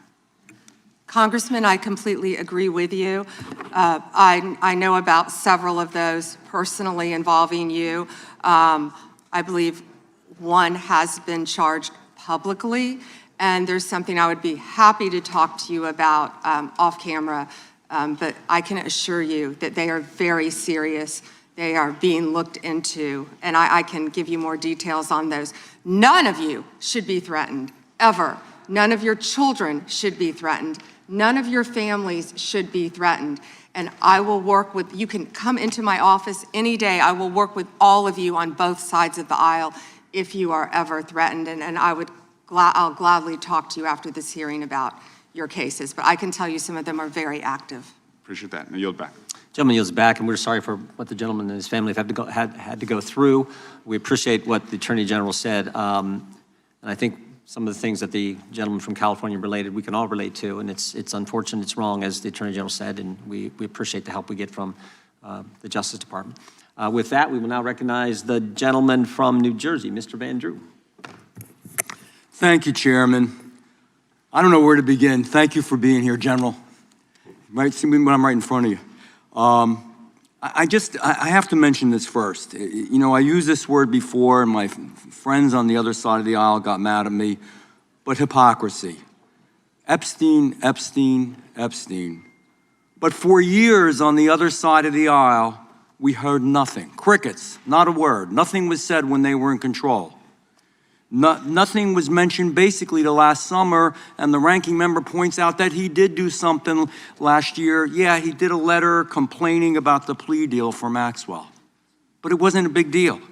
Then we get a new administration, and all of a sudden it's a big deal, and they feign concern, they're upset, they're investigating. They had all these years and all this time. And in fact, Stacey Plaskett, and we all know that name, when they had a congressional hearing, Democratic member, were taking texts from Epstein on questions to ask to go after Trump. So Epstein was using her Democratic colleague as a tool to go after President Trump. Just everybody keep that in mind. And then we talk about ICE and how horrible it is. And there are concerns. Everybody wants everything to go right. Nobody ever wants to see somebody die. And they complain about it. But at the same time, hypocrisy, they encourage constituents to go after the ICE agents, to challenge them, to hurt them, to attack them. And that doesn't make sense. That's hypocrisy. And then we hear about the concern of, going after Democrats, that the legal system, that judiciary and Department of Justice is going after Democrats. But they literally rework the legal system under Alvin Bragg and Letitia James to go after Republicans and those sympathetic to Republicans. So, be careful when you accuse others that you're not guilty yourself. Be careful of what you say, because you got a history, and it's easy to go over it. I just want to talk about where we were and where we are now. We had over 10 million illegal crossings in the past between 2020 and 24. Over 10 million. There's probably a much bigger number. I'm being conservative. We were told the people weren't dangerous, but they were, General. They were dangerous, many of them. More than 300 individuals on the terror watch list during that time. Violent criminals came across, and we saw consequences where mothers and fathers, daughters and sons, children were raped, murdered, hurt, abused, beaten, trafficked, all from the drugs. My God, the drugs they brought into our babies in this country. 73,000 illegals with criminal histories, 20,000 with convictions of assault, robbery, and sex offenses, 13,000 convicted murderers. So we finally are cleaning this up now. We're finally trying to make it right and safe for our people. So my questions are this. General, do you believe in removing criminal illegal aliens from our communities will save American lives? Yes, and given the cases that you just discussed, that's proof of it every single day. President Trump is committed to that. This entire cabinet is committed to that and making and keeping Americans safe. Thank you.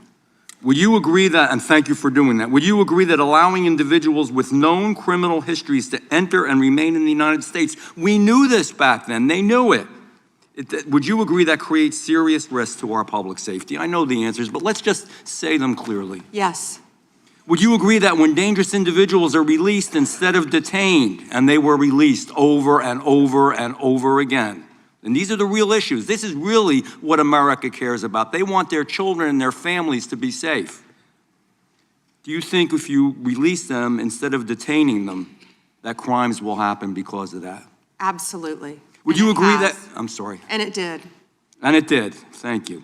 Would you agree that cooperation between, and this is a biggie, and I'm gonna ask you to elaborate on this. This is a big deal. This is why some of the problems we're seeing in some of the places like Minnesota are happening. That cooperation between federal and local enforcement, which we always used to have, helps remove violent offenders from our communities, that we should be a team.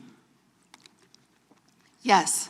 And can you elaborate on that a little bit? In other words, when the local enforcement is forced by the politicians, not their fault, not to do their job and not cooperate, why does it create the situations that we see where we have need for crowd control? By the way, they're not peaceful. Those are not peaceful protesters. We know what a peaceful protester is. When you spit on law enforcement, when you push them, when you hit them, when you beat their car, if you can answer the question, thank you. Time's expired. I'll yield back. You may answer the question. Thank you. Yes, I spent 4 days myself in Minnesota, in Minneapolis. What I will say about some of these sanctuary cities, some of these democratic cities, law enforcement, they quietly want to work with us. I've spoken to law enforcement in multiple cities who want to work with us. And yes, we're gonna do everything we can to keep our citizens safe, whether or not these Democrat-controlled sanctuary cities do or don't. And damn it, that's what really matters. I yield back. Mr. Chair, I have a UC. Ms. Crockett from Texas is recognized for UC. Thank you so much. Donald Trump's approval rating implodes on his strongest issue. This is from Newsweek today. It says 40% of people approve of Trump's handling of immigration and border security, while 60% disapprove. Without objection, that is a admitted. net drop Now I to recognize the gentleman -20. from California, Mr. Liu.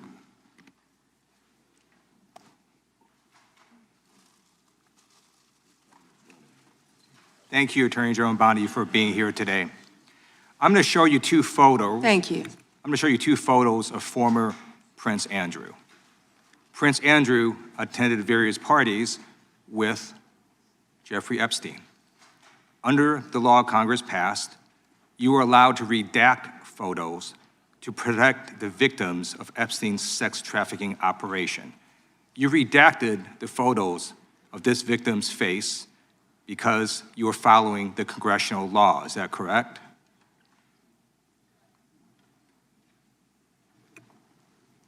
I'm sorry, that we redacted the victim's Because you were face? following the congressional law, correct? Yes. Okay. You have now established that please put the photos back up, that we are looking at a sex trafficking victim. Under the Federal Victims Trafficking Protection Act, not only is Jeffrey Epstein guilty, but anyone who patronizes Epstein's sex operation is also guilty of a crime. That's why I find it absolutely despicable that you sought to protect Epstein's clients, like former Prince Andrew. Last July, you closed the case on Epstein's abusers. The July 2025 memo from your Department of Justice stated, quote, "We did not uncover evidence that could predicate an investigation against uncharged third parties." These two photos, please put the photos back up. These two photos staring you in the face are evidence of a crime and more than enough evidence to predicate an investigation against former Prince Andrew. So I ask you, Attorney General Pam Bondi, why did you shut down this investigation last July, and why have you not prosecuted former Prince Andrew? I don't believe you asked Merrick Garland these questions when he was Attorney General and set before I agree with you. You twice. I'm reclaiming my time. Never I agree with mentioned you. I agree with you. During, Were the you not Biden, here during then? the Biden administration, I called for people looking at Epstein files. Merrick Garland dropped the ball, as did Attorney General Bill Barr, as did Alex Acosta, a whole string of failures, but you are in charge. You have the power to change things, to hold these men accountable, and you're doing the opposite. You're protecting them. So I want to move on to another man. Can I answer Donald that, Trump. though? I want to move on to another Can I answer question. your question about protecting You Prince answered the Andrew? question. You're saying no. I love this. I want to discuss another man, Donald Trump, who is all over the Epstein files, like former Prince. Here's a video.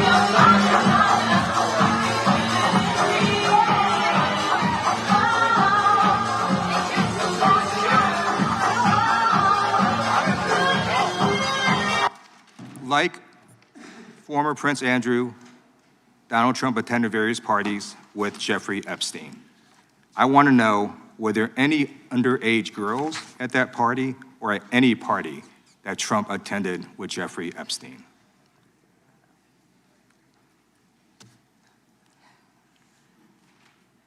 This is so ridiculous, and that they are trying to deflect from all the great things Donald Trump has done. There is no evidence that Donald Trump has committed a crime. Everyone knows that. This has been the most transparent presidency.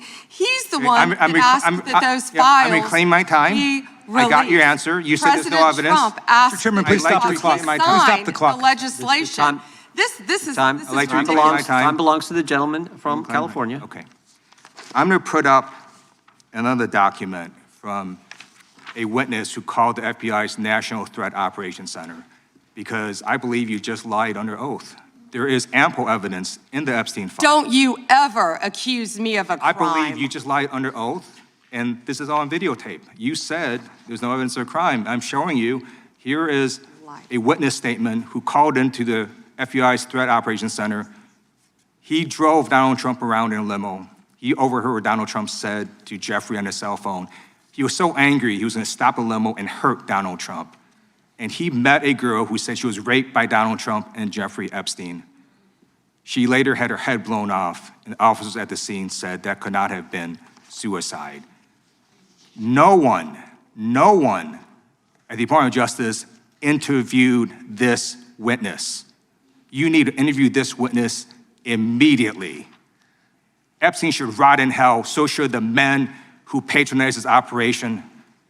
And as we say here today, there are over 1,000 sex trafficking victims, and you have not held a single man accountable. Shame on you. If you had any decency, you would resign right after this hearing concludes. The gentleman has expired.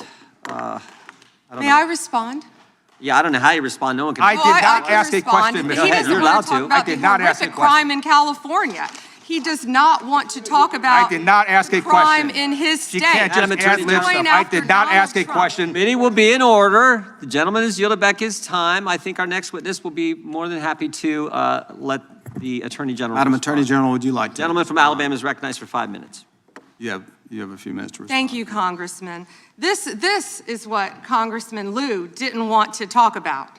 He didn't want to talk about all the crime that is happening in his state. California refuses to honor detainees because of its dangerous sanctuary city policies. The refusal means California has released 4,561 criminal illegal aliens onto its street. The crimes of these aliens include 31 homicides, 661 assaults, 574 burglaries, 184 robberies. That was Attorney General Pam Bondi testifying before the House Judiciary Committee, answering questions about the Epstein files, as well as the shooting incidents by federal agents in self-defense in Minneapolis. She said that crime across the nation is down under President Trump's leadership and that there are 47 million fentanyl pills that have been intercepted on their way into the United States, not being able to enter the country. Meanwhile, the DOJ has shut down over 3.5 million dark web pedophile accounts. And before we wrap up this hour, we'd like to remind you of a slight change to our broadcast schedule. Starting next Monday, February 16th, the show will air from 11 a.m. to 2 p.m. Eastern Time, so stay tuned for that. And if you have any feedback on the show or if something you'd like to see us cover, send us an email at news.today@ntd.com. For Round the Clock original news coverage, watch us live at ntd.com/live or download our NTD app. I'm Kevin Hogan. Thanks for watching.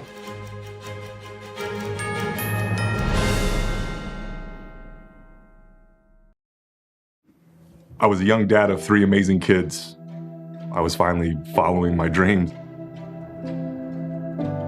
Just when you feel like life is starting to come together, you get kind of hit in the face. I was born with a congenital heart defect and had open heart surgery as a kid.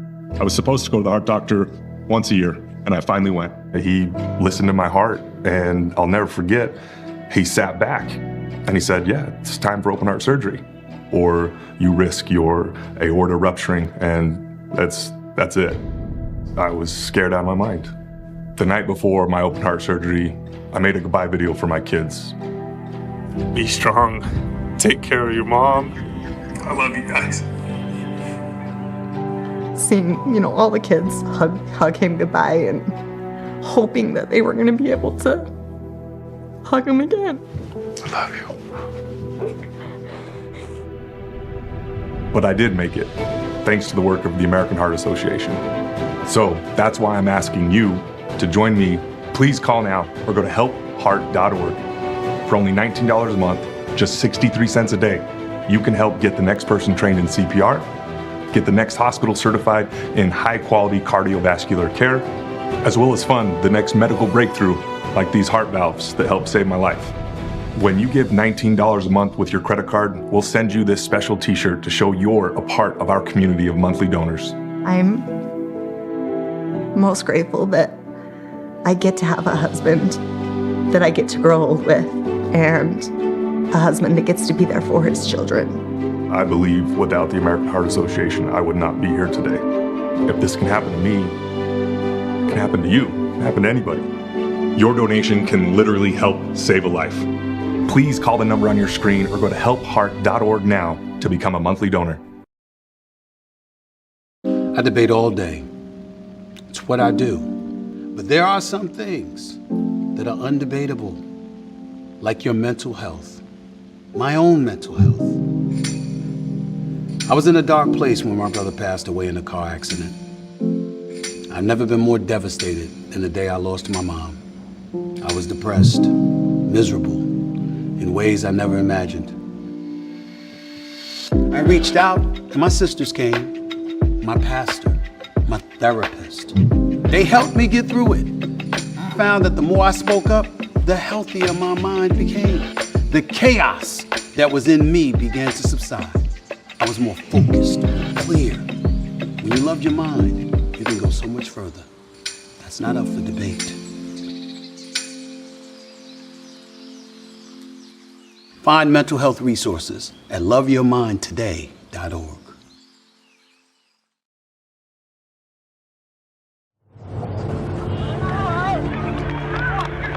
There are real consequences to controlled media.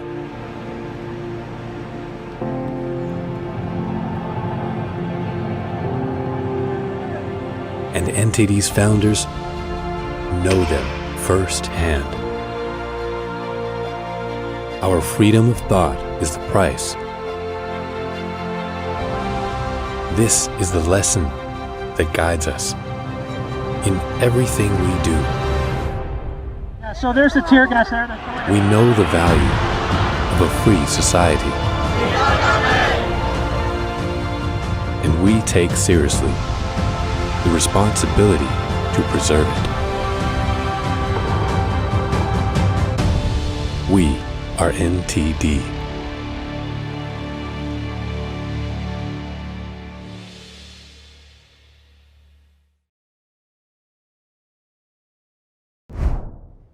Welcome to NTD News Today. Here are today's top stories. A man briefly held for questioning in the Nancy Guthrie case has been released. It's one of several new documents in the case. We have the details on that and the latest. The FAA lifts a temporary airspace closure over El Paso, Texas, saying all flights will resume. The reason behind the temporary shutdown. A new jobs report is in, with U.S. hiring showing strength in January and unemployment unexpectedly falling. We have the latest numbers, plus a comment from President Trump. Attorney General Pam Bondi testifies before the House Judiciary Committee. Lawmakers questioning her about the Justice Department's handling of the investigation into Jeffrey Epstein and his associates. President Trump meeting with Israeli Prime Minister Benjamin Netanyahu at the White House. Discussions on Iran expected as Trump delivers a new warning.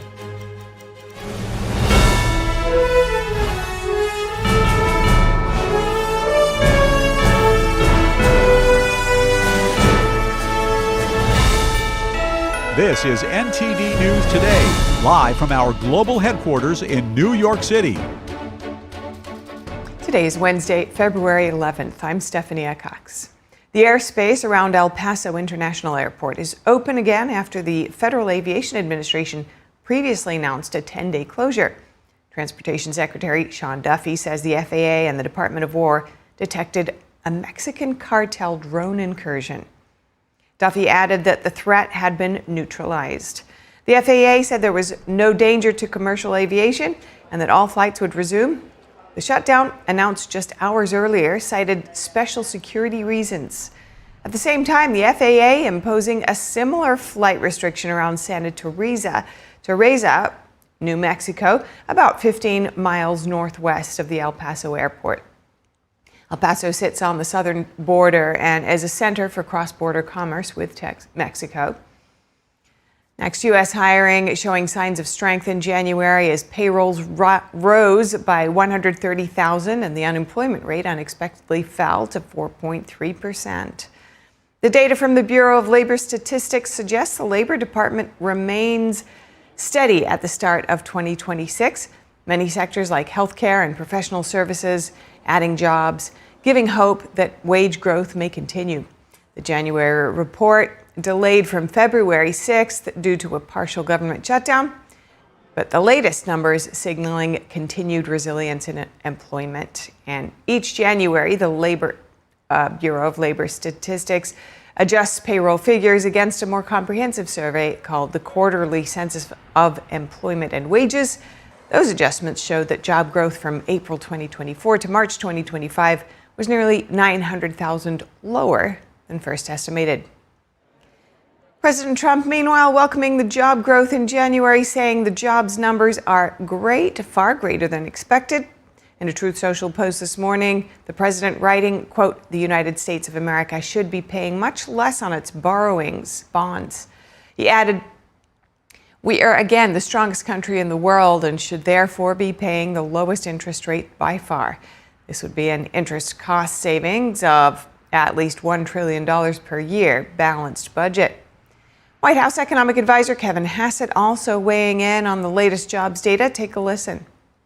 And we just saw one of the best jobs reports you've ever seen, outperforming the estimates of 76 out of 78 economists polled by Bloomberg, giving us, let's go through it, the best labor force participation that we've had since 2001, the lowest share of federal government employees that are working since 1966. Everything is hitting on all cylinders, and the deficit is going down because of the tariffs. President Trump hosting Israeli Prime Minister Benjamin Netanyahu at the White House today. The two leaders expecting to discuss ongoing U.S.-Iran negotiations. The meeting comes after Netanyahu met with Trump negotiators yesterday. Netanyahu's office says Steve Witkoff and Jared Kushner provided an update on the first round of talks held with Iran last week.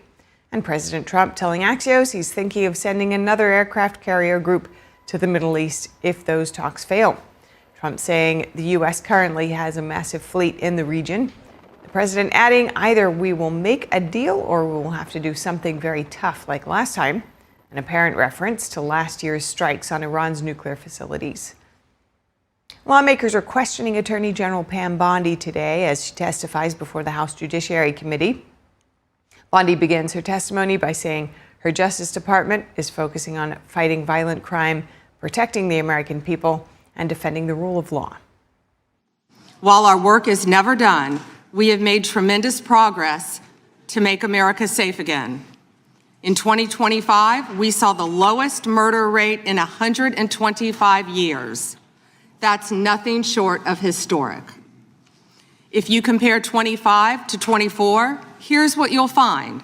The murder rate is down 21%, robbery down 23%, carjacking down 43%, gun assault down 22%. Ag assault, burglary, could go on and on. Crime is declining. This did not happen by accident. The numbers tell an important yet straightforward story. President Trump has given us the resources, the support, and the leadership to protect the American people. President Trump's policies have saved lives. Bondi also addressing the investigation into Jeffrey Epstein and his associates following the department's release of 3.5 million pages of files. House Judiciary Committee ranking member Jamie Raskin criticizing Bondi over the DOJ's handling of the probe, claiming she's ignoring Epstein's victims. Bondi defending her department's investigation into the disgraced financier. I want to take a moment to acknowledge the Epstein survivors who are here today. I'm a career prosecutor, and despite what the ranking member said, I have spent my entire career fighting for victims, and I will continue to do so. I am deeply sorry for what any victim has been through, especially as a result of that monster. If you have any information to share with law enforcement about anyone who has hurt you or abused you, the FBI is waiting to hear from you. And the hearing getting heated at some points. Here's a clip of Congresswoman Pramila Jayapal asking AG Bondi to apologize to Jeffrey Epstein survivors. Take a listen.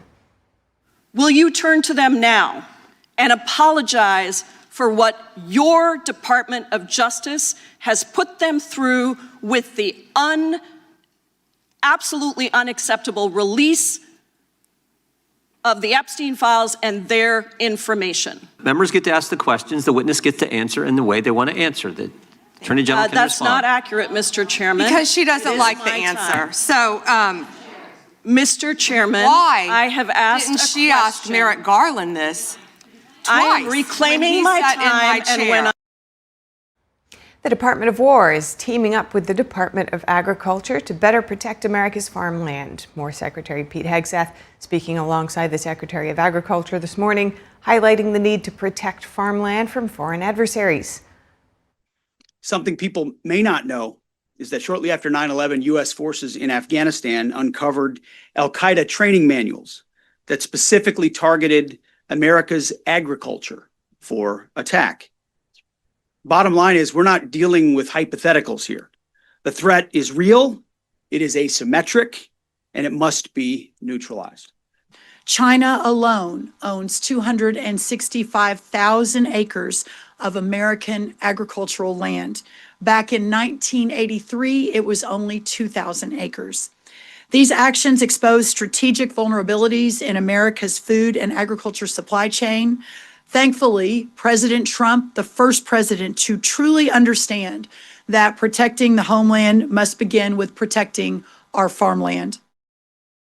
Last year, the Department of Agriculture announced the National Farm Security Action Plan. Its goal is to elevate American farmland as a point of national security.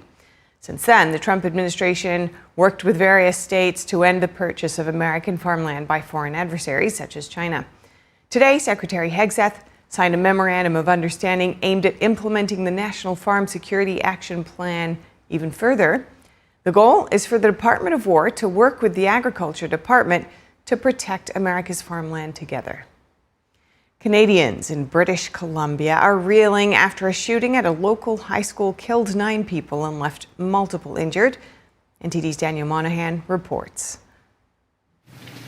British Columbia Premier David Eby urged Canadians to rally around the tight-knit community of Tumbler Ridge after a shooting killed 10, including the alleged shooter. This is a devastating and unimaginable tragedy. We can't imagine what the community is going through, but I know it's causing us all to hug our kids a little bit tighter tonight.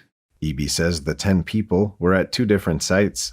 8 of the people who died as a result of the shootings were at the school, including an individual we understand is the suspected shooter, who is believed to have died of a self-inflicted gunshot wound. About 25 people were injured. Some profoundly serious, and some more minor injuries. This is only the beginning for so many who have families who have been impacted by today's tragic events. The shockwaves of this horrific event will continue to reverberate through the community and throughout the country for some time. Canadian Prime Minister Mark Carney wrote on social media that he was devastated by the horrific shootings. Carney says he joins Canadians in grieving with those whose lives have been changed irreversibly.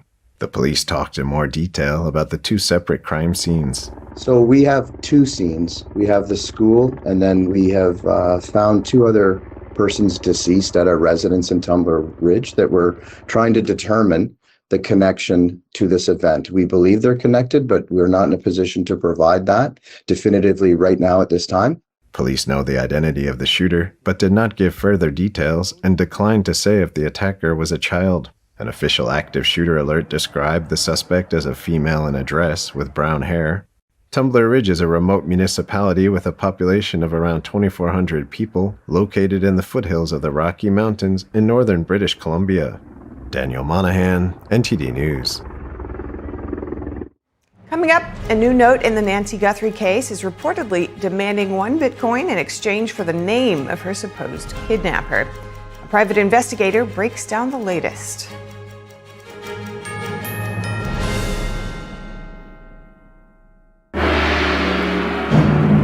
What has lasted 5,000 years was once almost lost. Now, the world awaits the divine culture's return. See it at least once in your lifetime. Shen Yun returns to David Koch Theater, March 25th through April 12th. Get your tickets now at shenyun.com.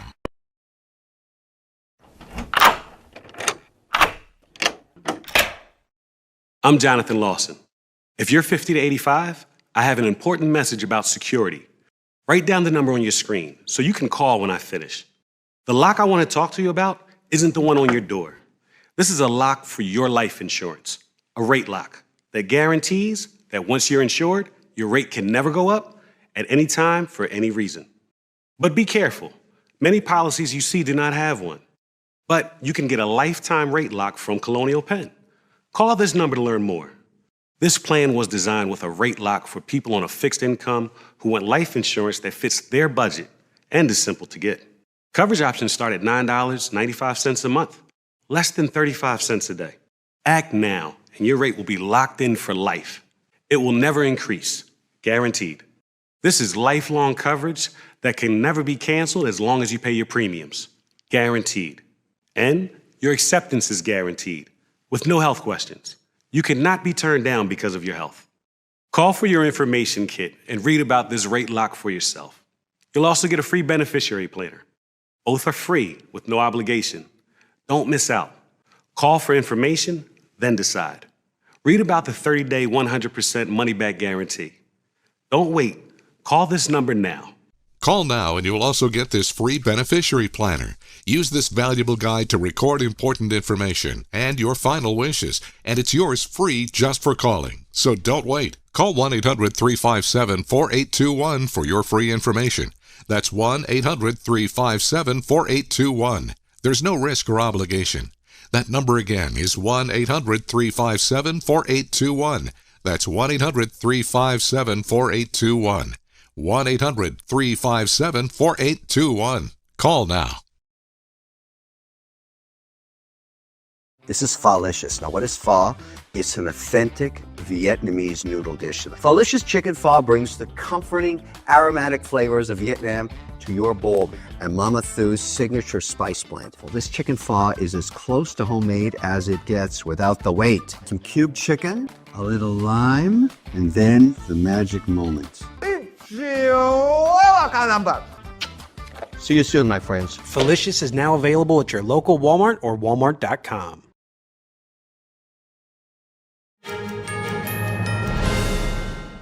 Authorities say they're making progress in the search for Nancy Guthrie, mother of NBC anchor Savannah Guthrie. The FBI releasing a new video of the potential suspect, and the sheriff's office detaining a man for questioning. Here's the latest. Police last night questioning an individual in connection with the disappearance of Nancy Guthrie, mother of NBC anchor Savannah Guthrie. They say they detained the man at a traffic stop near the southern border with Mexico. He was not charged. Later that night, the Pima County Sheriff's Department conducted a search in Rio Rico, Arizona. The homeowner said someone gave a tip that Nancy Guthrie was in her house and that authorities are investigating her son-in-law, the man who was detained, but insisted he had nothing to do with the case.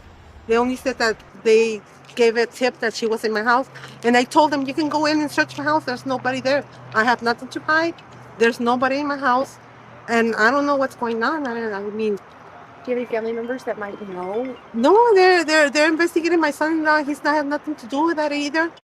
Earlier in the day, the FBI released new images and videos from Guthrie's doorbell camera from the morning of her disappearance. The video shows a person wearing a mask at the 84-year-old's front door. The individual is armed and is carrying a backpack and appears to have tampered with the camera. FBI Director Kash Patel said the Bureau recovered the previously inaccessible images from residual data located in back-end systems. Patel, speaking to Fox News about how they got that video. We were able to execute lawful searches and go to these private sector companies and expedite results, and then go into their systems and actually excavate material that people would think would normally be deleted and no one would look for. In a social media post following the release of the images, Savannah Guthrie said the family believes her mother is still alive and is urging anyone with information to come forward, though no suspect has been publicly identified. I will say we have made substantial progress in these last 36, 48 hours thanks to the technical capabilities of the FBI and our partnerships, and I do believe we are looking at people who, as we say, are persons of interest. In an email to the Epoch Times, a spokesperson said the Bureau has agents, analysts, and professional staff working day and night with the Sheriff's Department. Authorities say they are also investigating alleged ransom notes sent to the media. The individual detained in the Nancy Guthrie case denies that he was involved in her disappearance. Here he is describing his questioning by police while speaking to Fox News. What were they asking you about? Where my whereabouts. Okay. Where was I and all that, but... Are you ever up in Tucson? Yeah, I work in Tucson. What do you do? PLS, deliver packages. Okay, do you think you might have delivered a package to Nancy Guthrie's house? I don't know, might have been a possibility, I don't know. Yeah, do you ever deliver like Amazon packages or anything? Well, it's kind of the same thing. Yeah, so do you think you may have, did they indicate that you might have been on her property? Nah. You're not sure? Nah, they just came up, they until right now, all I know is that they show my in-law a picture of somebody wearing a mask or something, and they supposedly look like my eyes. Right, okay. That's it. That's all I know. The individual also says police had a warrant to search his home adding that investigators took his cell phone. And breaking just now in the Nancy Guthrie case, TMZ host Harvey Levin says his outlet received a third letter. Levin made the revelation on Fox News earlier. He's saying TMZ received a bizarre email. The sender claims to know who the kidnapper is. The person also claims to have tried contacting Savannah Guthrie's sister and brother without success. Levin says the sender is demanding 1 Bitcoin. The email includes a Bitcoin address that TMZ confirms is active.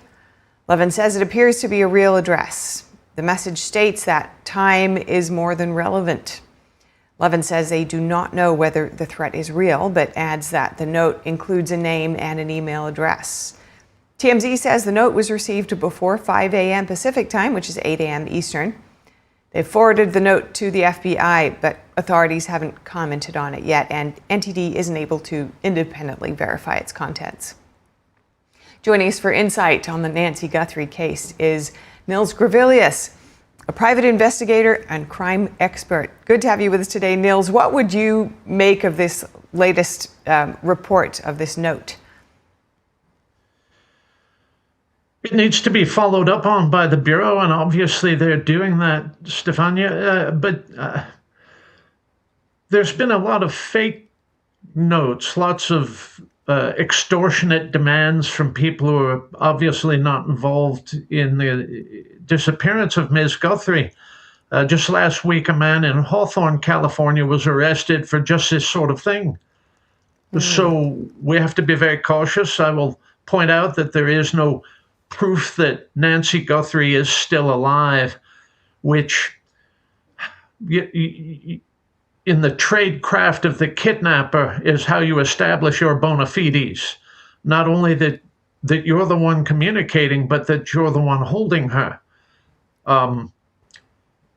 Also, in this modern era, it would be very easy for an artistic extortionist to create an AI proof of life video. Now, I don't know if any of that has been sent to Harvey Levin or any other news outlet. It seems odd to me that the ransom demands are only going to news outlets rather than to the family and or law enforcement. So presumably anybody holding Nancy Guthrie would know exactly how to contact one of her children. So call me skeptical. What would be your next steps if you were investigating? It's obvious to me the context of detaining this DoorDash driver, this delivery man, that the FBI is analyzing cellular signals of telephones coming and going from the Catalina Hills neighborhood where Nancy Guthrie went missing from more than 10 days ago now. Okay. It's an easier location in the sense that there are not 10,000 signals per hour to analyze. There are probably 500, 400 at the most. What works against them is the paucity of surveillance cameras. They did manage to recover some footage going on the back end. I believe a colleague of mine, a private contractor, often to the Justice Department and other agencies, is the man who recovered that footage and those images. I promise you there are more images that were recovered, and they're just not being shared with the public because they're not useful in advancing the investigation. And what do you make of what do you make of that footage? Well, a civilian audience should not be shown a brutalized woman, ever. It's shocking, it's demoralizing, and it doesn't advance the cause of the investigation. It distracts from the investigation. So the Bureau is using very good judgment here. So is the Pima County Sheriff in keeping their cards very close to the vest. I expect the Bureau and the Sheriff's Department of Pima County to break this case within the next 7 days. What kind of information? I'm not even sure that this is a kidnapping. It may have been a hit, an opportunistic robbery, something like that. Yeah, kidnapping might necessarily be a charge if she's removed from her home. But when I say kidnapping, I'm using the term advisedly, a kidnapping for ransom. There are kidnappings that occur all the time in this country. Usually it's parents just taking their own child away from a custody situation. We also have a lot of kidnappings that occur that are never reported because it's cartel activity. One cartel operator kidnapping another cartel operator or their children or their wife or something like that. I want to dispel any notion that the narcotics cartels are involved in this. I don't think they would ever involve themselves in something that would bring such heavy scrutiny to them. And generally, they consider attacks on civilians, particularly elderly women, to be utterly unmanly. It would be a death sentence, Ms. Cox, within the cartels to involve themselves in this. If this is a bona fide kidnapping for ransom, it's a very well-organized group. Now, you saw the man putting the weeds up in front of the camera in the footage. That means he wasn't that well prepared.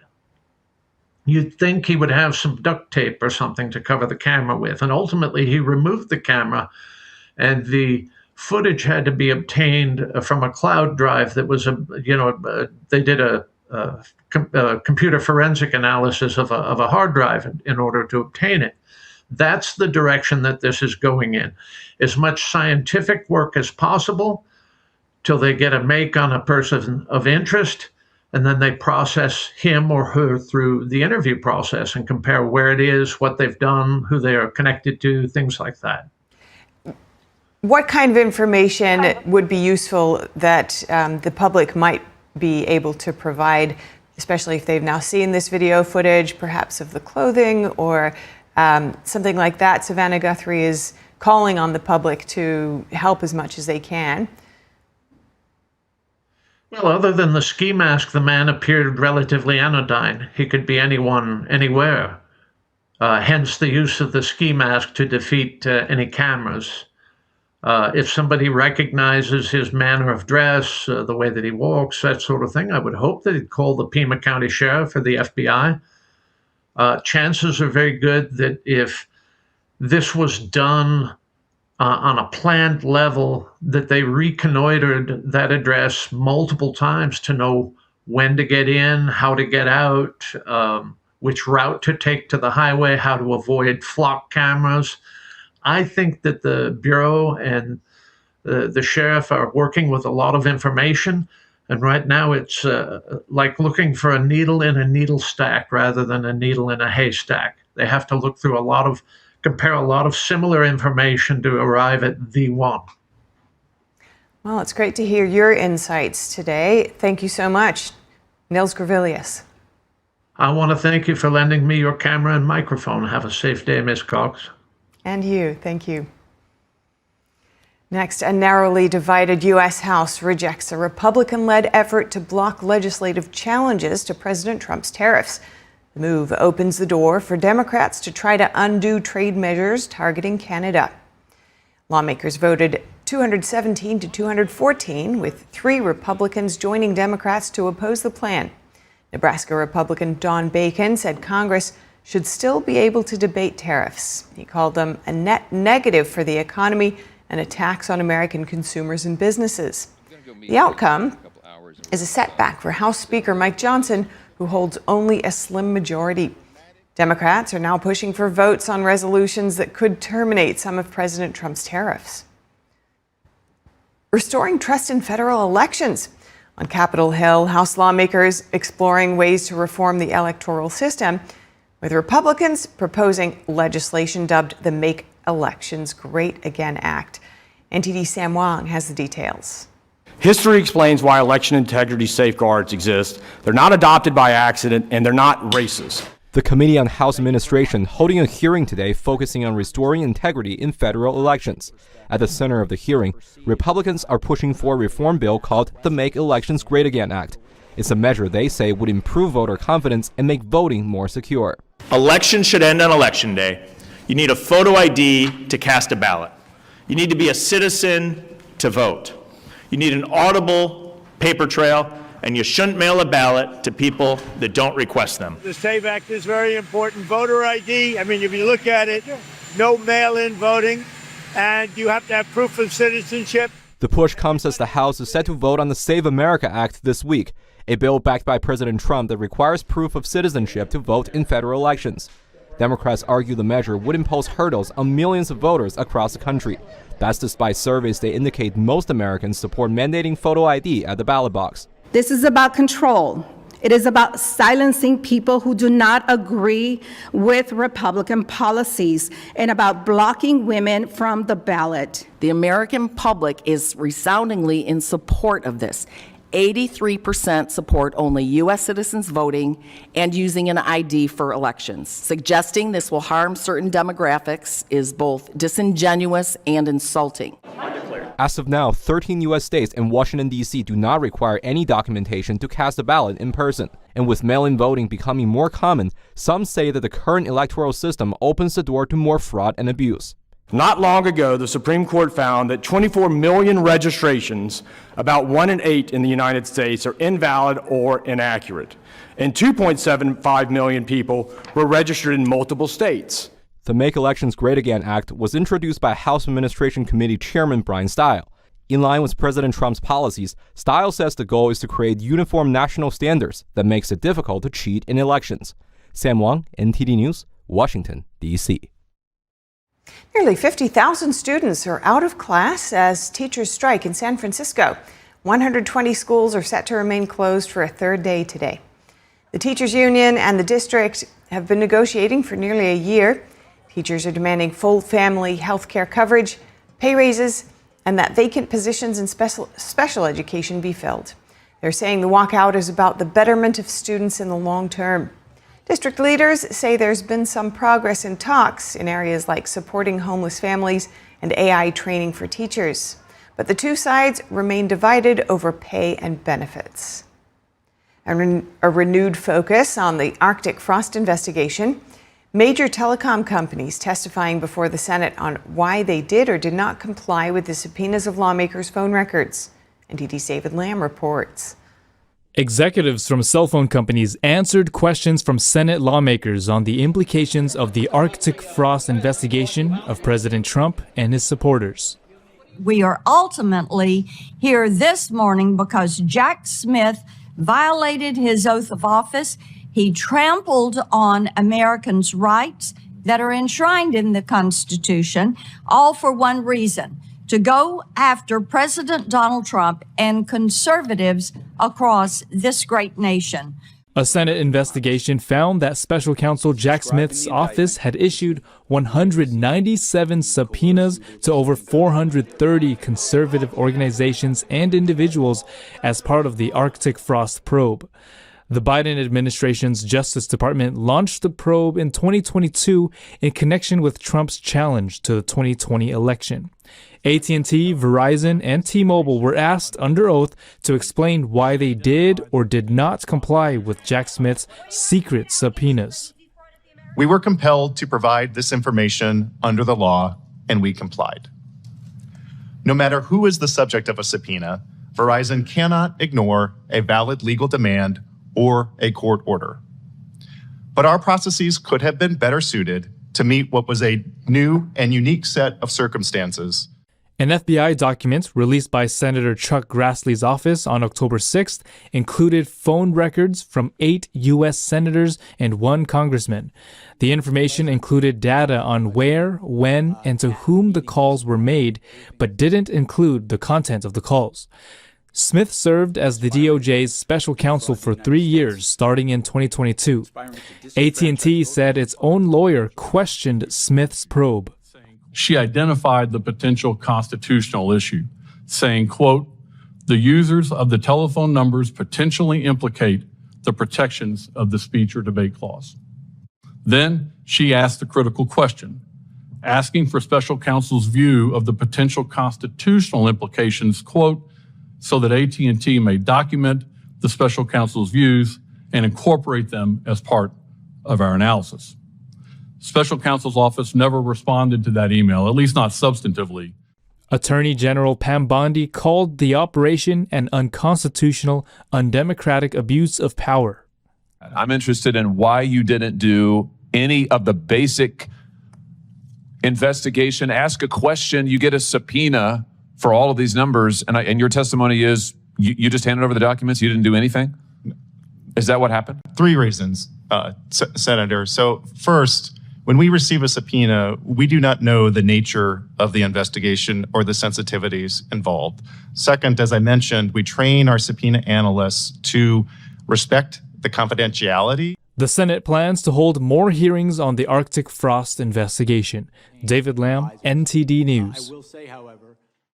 Coming up, Russia starts restricting access to Telegram, one of the country's most popular social media apps. And the father of a U.S.-based activist is convicted in Hong Kong, marking the first case under the city's draconian national security law targeting overseas activists.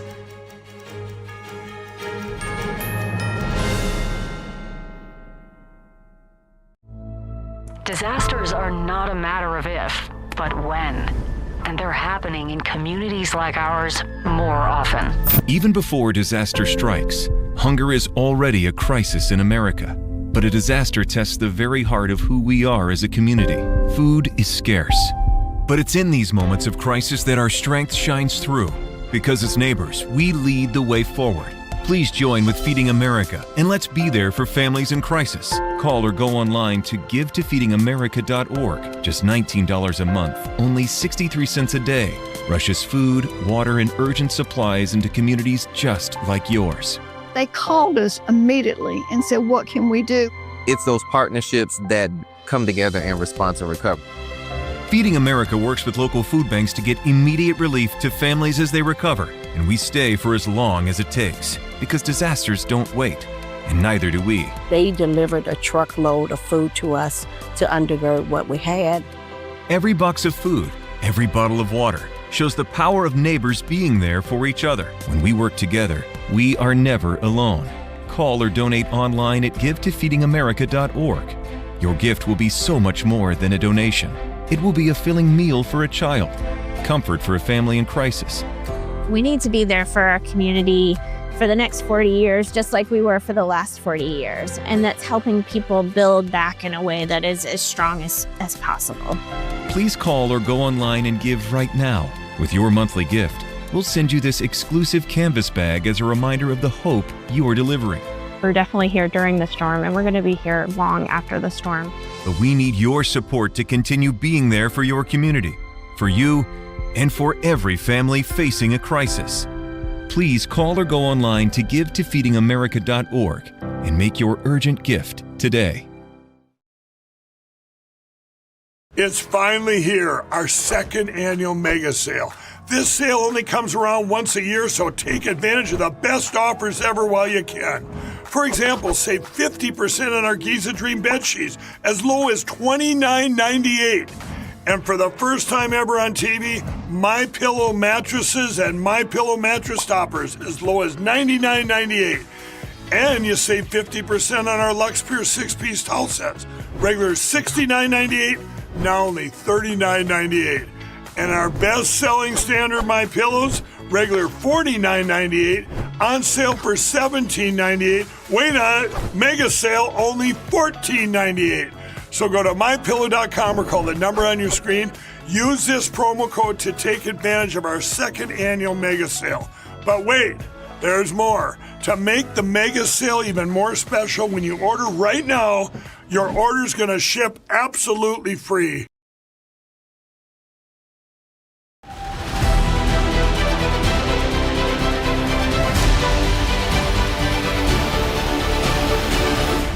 I'm Stephanie Cox, and this is World Watch. The Trump administration is authorizing new oil and gas activity in Venezuela under a new license. It's a step aimed at boosting energy production in the country. The license allows Americans to provide equipment and services tied to oil production. It also covers shipping, logistics, and maintenance operations. The permit mandates that any contracts signed with Venezuela's government or state energy company, PDVSA, must follow U.S. laws. The license also prohibits new ventures and transactions with Russia, Iran, North Korea, Cuba, and China. And the European Union today approving a loan for Ukraine worth over $100 billion. The president of the European Parliament says this will ensure that essential public services can continue while Ukraine's defense remains strong.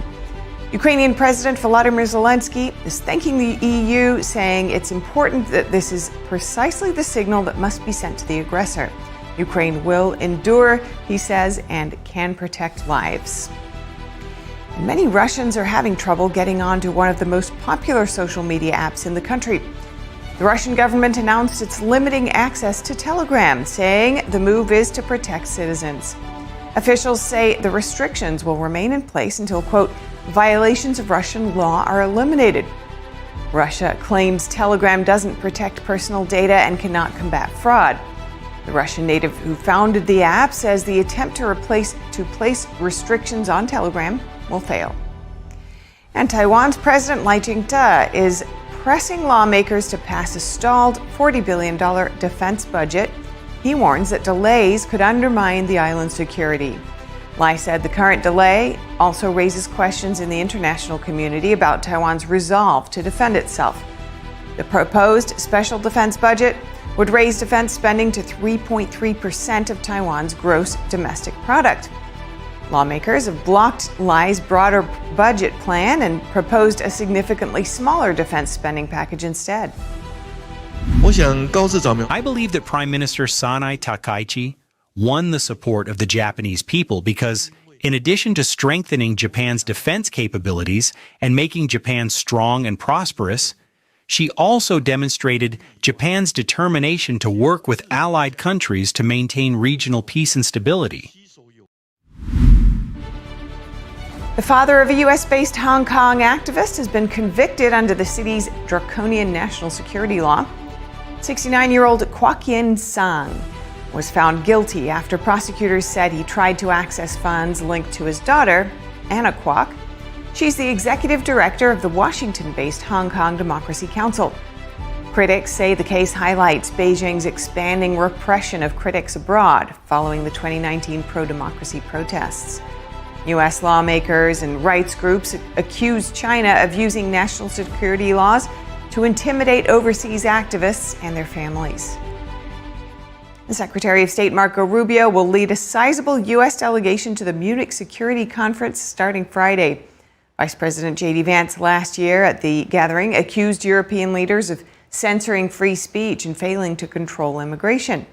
NTD's Daniel Monahan speaks with a European lawyer specializing in free speech cases about some current issues she says are placing it at risk. Senior counsel with the legal firm Alliance Defending Freedom International, Adina Portaro, says Europe's Digital Services Act, which the EU defines as minimizing risks to citizens, including exposure to what it calls illegal and harmful content, continues to put pressure on freedom of expression. And one major aspect regarding that is the fact that the Commission is really acting as a judge, as a prosecutor, as an investigator regarding the DSA. So it is something that in normal constitutional systems committed to the rule of law, that should not happen because these powers should be normally kept separate. Portaro says there is significant potential for abuse under the guise of protecting people from so-called harmful content. The issue is that normally this gatekeeping type of exercise also comes with a very specific narrative regarding harmful content, for example, right? What is harmful content? Is it really pornographic content and exclusively pornographic content? Or can you put there ideas that the people in power disagree with? For example, if you have a priest sermon there saying that there are only two biological sexes, is that a harmful content that people in power can simply label and then take out of the public space? The European Commission also recently published its latest strategy against racism. So in this latest EU strategy against racism, the Commission deplores the fact that there has not been any progress in passing the infamous file of making hate speech an EU crime, the same level with terrorism, human trafficking, and money laundering. One issue that could fall victim to online suppression of so-called racism could be citizens disagreeing with what they view as excessive migration and its effects on their community. For example, the UK's Prevent Counter-Terrorism strategy contains a section in many training manuals that categorizes views critical of mass migration and a lack of integration by certain ethnic and cultural groups as a subcategory of extreme right-wing terrorist ideology. As a legal organization, we are strongly opposed to racism. The issue is when such a concept is used to limit legitimate viewpoints and even legitimate criticism regarding the political sphere and some political action which is taken. We know dissent is a legitimate expression, and the European Union seems to use these terms and protected grounds in order to limit dissent and to limit disfavorable viewpoints. Portaro says she would like to see the European Union take a more open-minded approach to differing viewpoints. If the European Union continues to view citizens' views and concerns and criticism regarding political action as risks to be mitigated, then we're really going on a downhill slope here in Europe. Politicians should actually welcome such criticism and be able to integrate it constructively in a plan going forward rather than to silence dissent. The attorney says historically, granting governments or institutions the power to decide which speech is permitted ends up stifling debate and censoring dissent. The second point is, indeed, those opinions will not disappear. They will just go into the underground. They will not be on social media anymore, but they will be in specific groups that can actually then really target the groups that are disfavored and can develop into aggression and potential violence. So it's not something to be taken lightly. It's just a realization that just pushing the delete button will not solve the issue that we have as a society. A review of the Digital Services Act next year will focus in part on free speech concerns. Portaro says she hopes the European Commission will listen to what she calls the legitimate concerns of citizens. Daniel Monahan, NTD News. And NTD has reached out to the European Commission for comment. Coming up, the FDA reassessing a common chemical additive used to preserve food, deciding whether the preservative is actually safe. And Amazon is expanding its same-day delivery prescription service. How many cities the expansion will cover?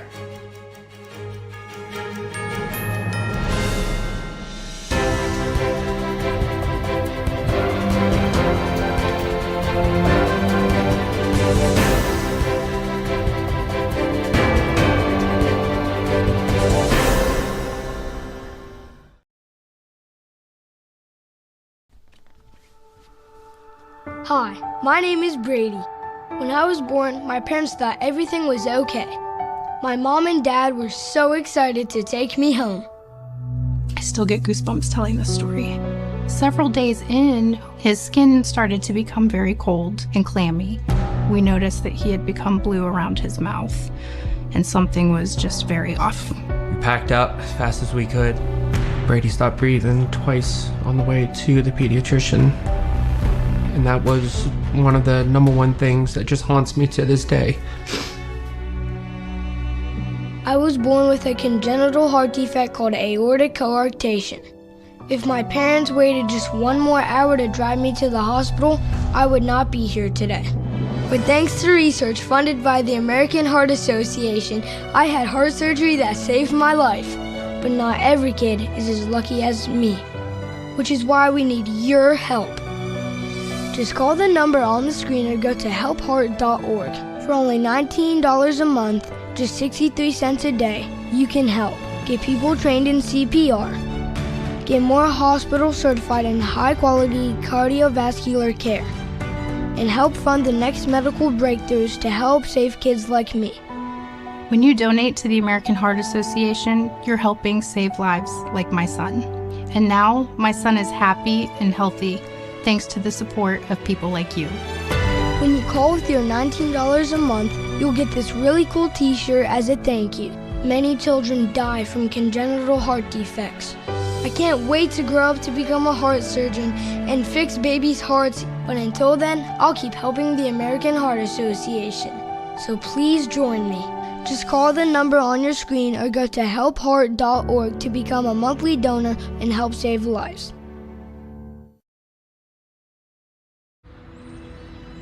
During high school, I hung with the wrong crowd and I never graduated. I helped Santiago in many different ways, like all fathers do, because he always wanted to go to college. I felt a little embarrassed to come back to school, but eventually, once I came here, I knew that it's for a bigger goal. He was very dedicated, hardworking. He connected with his teachers, he connected with other students. That was one of the key reasons why he was able to keep forging ahead. It was amazing to see him graduate. This was one thing that meant so much to him, and of course, it meant so much to us too. With the help of my father and having my son, that was all the motivation that I needed. That support is everything. Find free adult education classes near you at finishyourdiploma.org.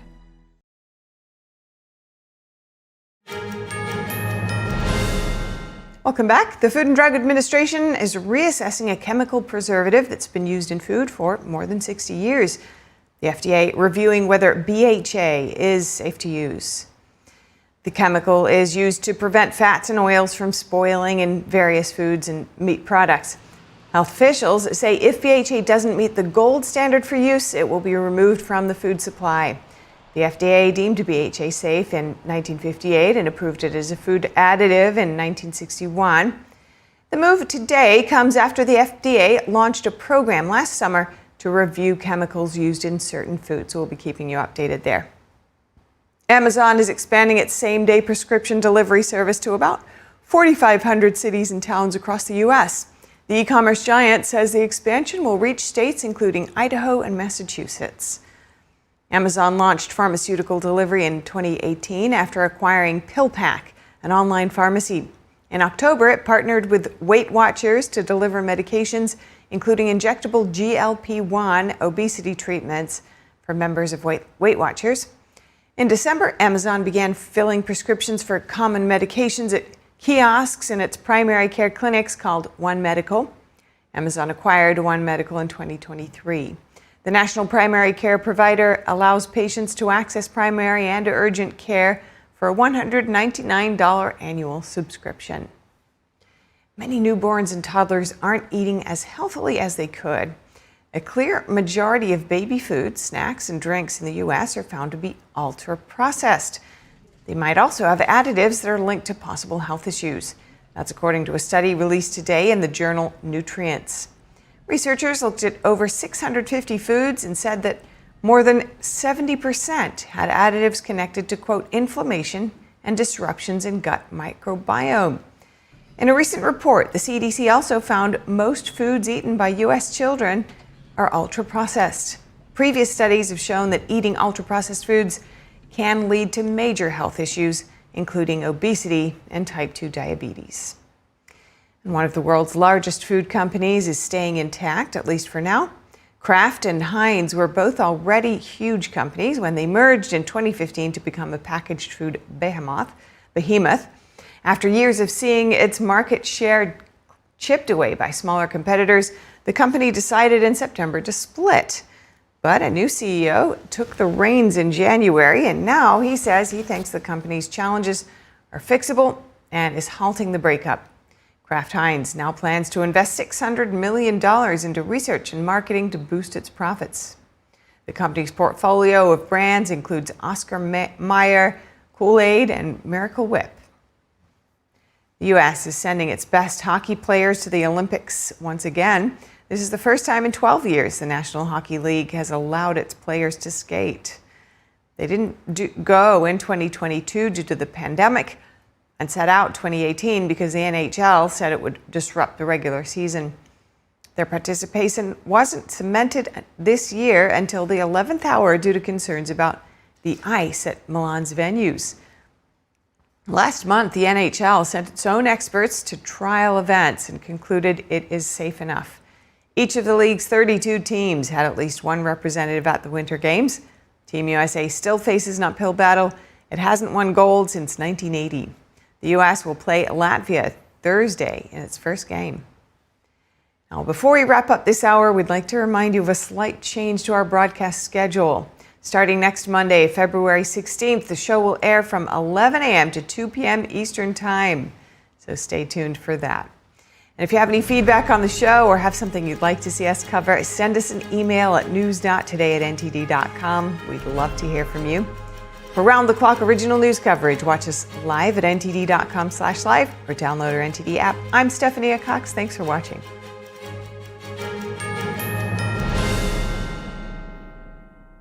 They tried to silence us. But 5,000 years cannot be erased. A lost world reborn. Timeless. Divine. Witness the revival. Experience the extraordinary. Live on stage. Returns to David Koch Theater, March 25th through April 12th. Get your tickets now at shenyun.com. Getting prescription glasses from Select Specs is easier than you might think. Select your frames from our £6 range in-house brands or our extensive designer collections. Then enter, upload or email your latest prescription and our website will analyze it and help you select the best lenses and options to suit you. Click to place the order and your new Select Specs glasses are delivered right to your door. Ordering your prescription glasses is as easy as 1, 2, C with Select Specs and selectspecs.com.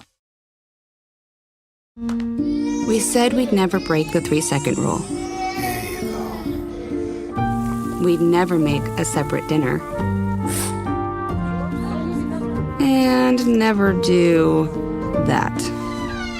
We'd never let them sleep in our room. And never become a minivan mom. Hey, Chris. Okay, well, I'm not at my desk right now. As parents, we say never a lot, but never happens.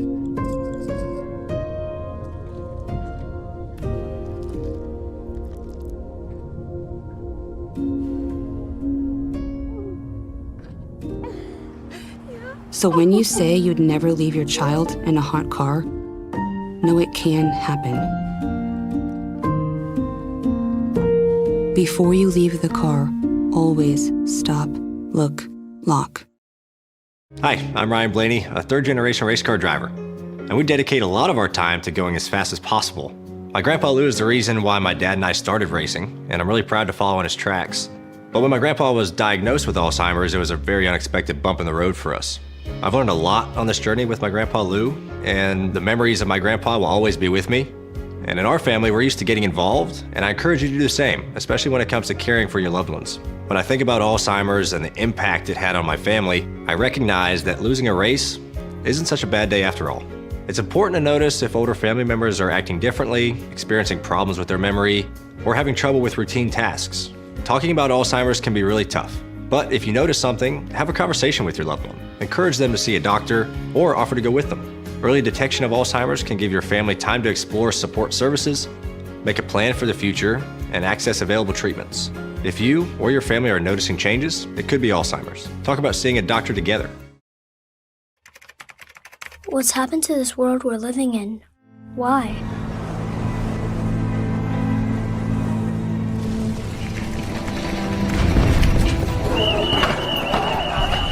For the 4 years he has been on this earth, he has known nothing but war. Wherever I go, the things I see, I just want to turn away.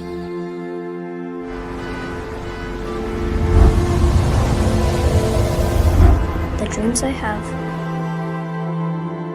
the stories I could tell, will they still be possible? This year, more than ever, I need a brand new world, a clean world.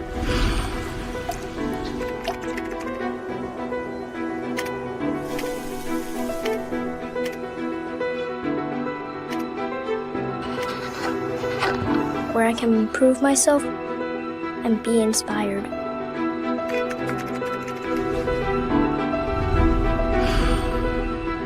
My stage can be anywhere and everywhere. But it begins here.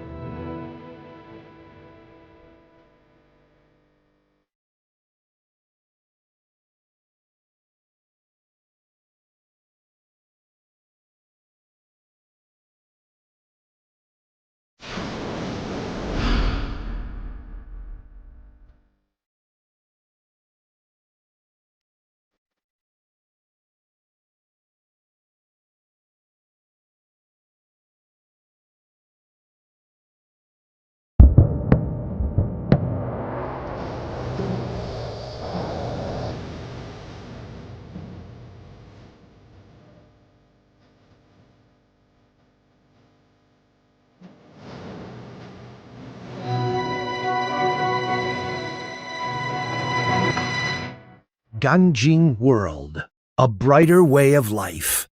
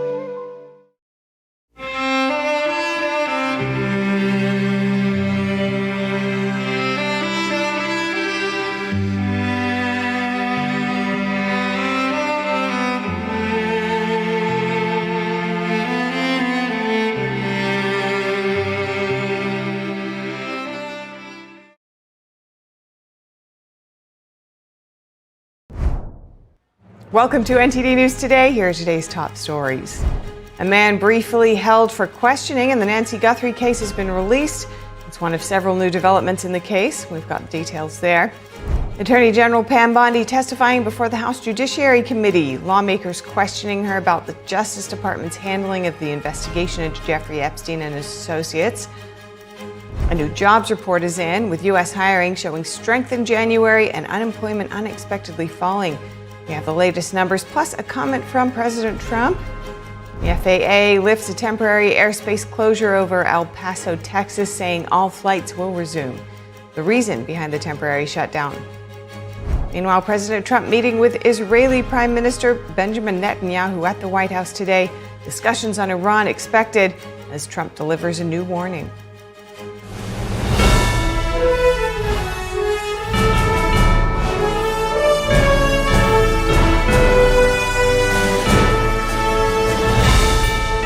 This is NTD News Today, live from our global headquarters in New York City. Today's Wednesday, February 11th. I'm Stephanie Cox. The airspace around El Paso International Airport is open again after the Federal Aviation Administration previously announced a 10-day closure. Transportation Secretary Sean Duffy says the FAA and the Department of War detected a Mexican cartel drone incursion. Duffy added that the threat had been neutralized. The FAA said there was no danger to commercial aviation and that all flights would resume. The shutdown, announced just hours earlier, cited special security reasons. At the same time, the FAA imposed a similar flight restriction around Santa Teresa, New Mexico, about 15 miles northwest of the El Paso airport. El Paso sits on the southern border and is a center for cross-border commerce with Mexico. U.S. hiring showing signs of strength in January as payrolls rose by 130,000 and the unemployment rate unexpectedly fell to 4.3%. The data from the Bureau of Labor Statistics suggests the labor market remained steady at the start of 2026. Many sectors like healthcare and professional services added jobs, giving hope that wage growth may continue. The January report was delayed from February 6th due to a partial government shutdown. But the latest numbers signal continued resilience in employment. And each January, the Labor Bureau adjusts payroll figures against a more comprehensive survey called the Quarterly Census of Employment and Wages. Those adjustments showed that job growth from April 2024 to March 2025 was nearly 900,000 lower than first estimated. President Trump welcoming the job growth in January, saying the jobs numbers are great, far greater than expected. In a Truth Social post this morning, the president writing, quote, "The United States of America should be paying much less on its bonds," adding, "We are again the strongest country in the world and should therefore be paying the lowest interest rate by far. This would be an interest cost savings of at least $1 trillion per year. Balanced budget," he says. White House Economic Advisor Kevin Hassett also weighing in on the latest jobs data. Take a listen. And we just saw one of the best jobs reports you've ever seen, outperforming the estimates of 76 out of 78 economists polled by Bloomberg, giving us, let's go through it, the best labor force participation that we've had since 2001. the lowest share of federal government employees that are working since 1966. Everything is hitting on all cylinders, and the deficit is going down because of the tariffs. Lawmakers are questioning Attorney General Pam Bondi today as she testifies before the House Judiciary Committee. Bondi begins her testimony by saying her Justice Department is focusing on fighting violent crime, protecting the American people, and defending the rule of law. While our work is never done, we have made tremendous progress to make America safe again. In 2025, we saw the lowest murder rate in 125 years. That's nothing short of historic. If you compare 25 to 24, here's what you'll find. The murder rate is down 21%, robbery down 23%, carjacking down 43%, gun assault down 22%, ag assault, burglary, could go on and on. Crime is declining. This did not happen by accident. The numbers tell an important yet straightforward story. President Trump has given us the resources, the support, and the leadership to protect the American people. President Trump's policies have saved lives. Bondi also addresses the investigation into Jeffrey Epstein and his associates following the department's release of 3.5 million pages of files. House Judiciary Committee ranking member Jamie Raskin criticizes Bondi over the DOJ's handling of the probe, claiming that she's ignoring Epstein's victims. Bondi defends her department's investigation into the disgraced financier. I want to take a moment to acknowledge the Epstein survivors who are here today. I'm a career prosecutor, and despite what the ranking member said, I have spent my entire career fighting for victims, and I will continue to do so. I am deeply sorry for what any victim has been through, especially as a result of that monster. If you have any information to share with law enforcement about anyone who has hurt you or abused you, the FBI is waiting to hear from you. And the hearing gets heated at some points. Here's a clip of Congresswoman Pramila Jayapal asking AG Bondi to apologize to Jeffrey Epstein survivors. Take a listen. Will you turn to them now and apologize for what your Department of Justice has put them through with the absolutely unacceptable release of the Epstein files and their information? Members get to ask the questions, the witness gets to answer in the way they want to answer. The Attorney General can That's respond. not accurate, Mr. Chairman. Because she doesn't like the answer. Time. So, Mr. Chairman, why I have asked didn't she ask Merrick Garland this twice? I am reclaiming my time, and when President Trump hosting Israeli Prime Minister Benjamin Netanyahu at the White House today. The two leaders expecting to discuss ongoing U.S.-Iran negotiations. The meeting comes after Netanyahu met with Trump negotiators yesterday. Netanyahu's office says Steve Witkoff and Jared Kushner provided an update on the first round of talks held with Iran last week. And President Trump telling Axios he's thinking of sending another aircraft carrier group to the Middle East if those talks fail. Trump says the U.S. currently has a massive fleet in the region. The president adding, either we will make a deal or we will have to do something very tough like last time. An apparent reference to last year's strikes on Iran's nuclear facilities. The Department of War is teaming up with the Department of Agriculture to better protect America's farmland. War Secretary Pete Hegseth speaking alongside the Secretary of Agriculture this morning, highlighting the need to protect farmland from foreign adversaries. Something people may not know is that shortly after 9/11, U.S. forces in Afghanistan uncovered al-Qaeda training manuals that specifically targeted America's agriculture for attack. Bottom line is, we're not dealing with hypotheticals here. The threat is real, it is asymmetric, and it must be neutralized. China alone owns 265,000 acres of American agricultural land. Back in 1983, it was only 2,000 acres. These actions expose strategic vulnerabilities in America's food and agriculture supply chain. Thankfully, President Trump, the first president to truly understand that protecting the homeland must begin with protecting our farmland. Last year, the Department of Agriculture announced the National Farm Security Action Plan. Its goal is to elevate American farmland as a point of national security. Since then, the Trump administration worked with various states to end the purchase of American farmland by foreign adversaries such as China. Today, Secretary Hegseth signed a memorandum of understanding aimed at implementing the National Farm Security Action Plan even further. The goal is for the Department of War to work with the Agriculture Department to protect America's farmland together. And Canadians in British Columbia are reeling after a shooting at a local high school killed 9 people and left multiple injured. NTD's Daniel Monahan reports.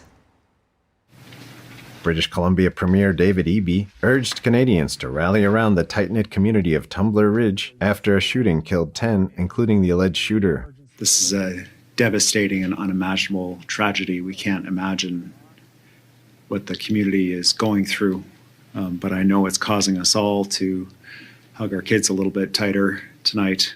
Eby says the 10 people were at 2 different sites. 8 of the people who died as a result of the shootings were at the school, including an individual we understand is the suspected shooter, who is believed to have died of a self-inflicted gunshot wound.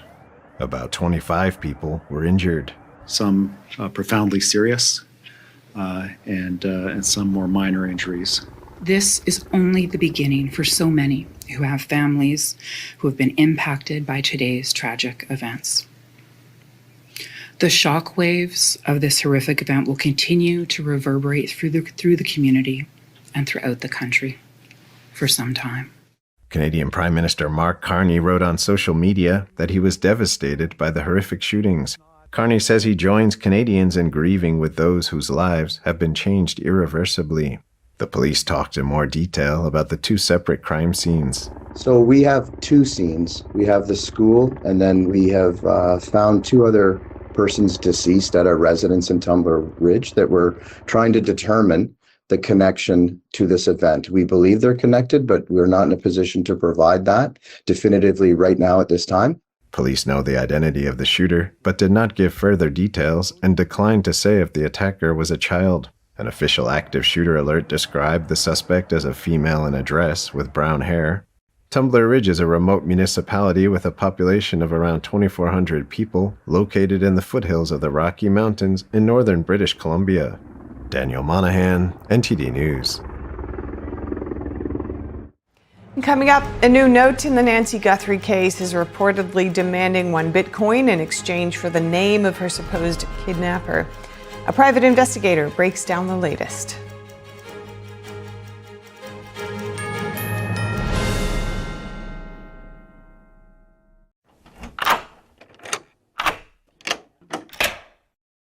I'm Jonathan Lawson.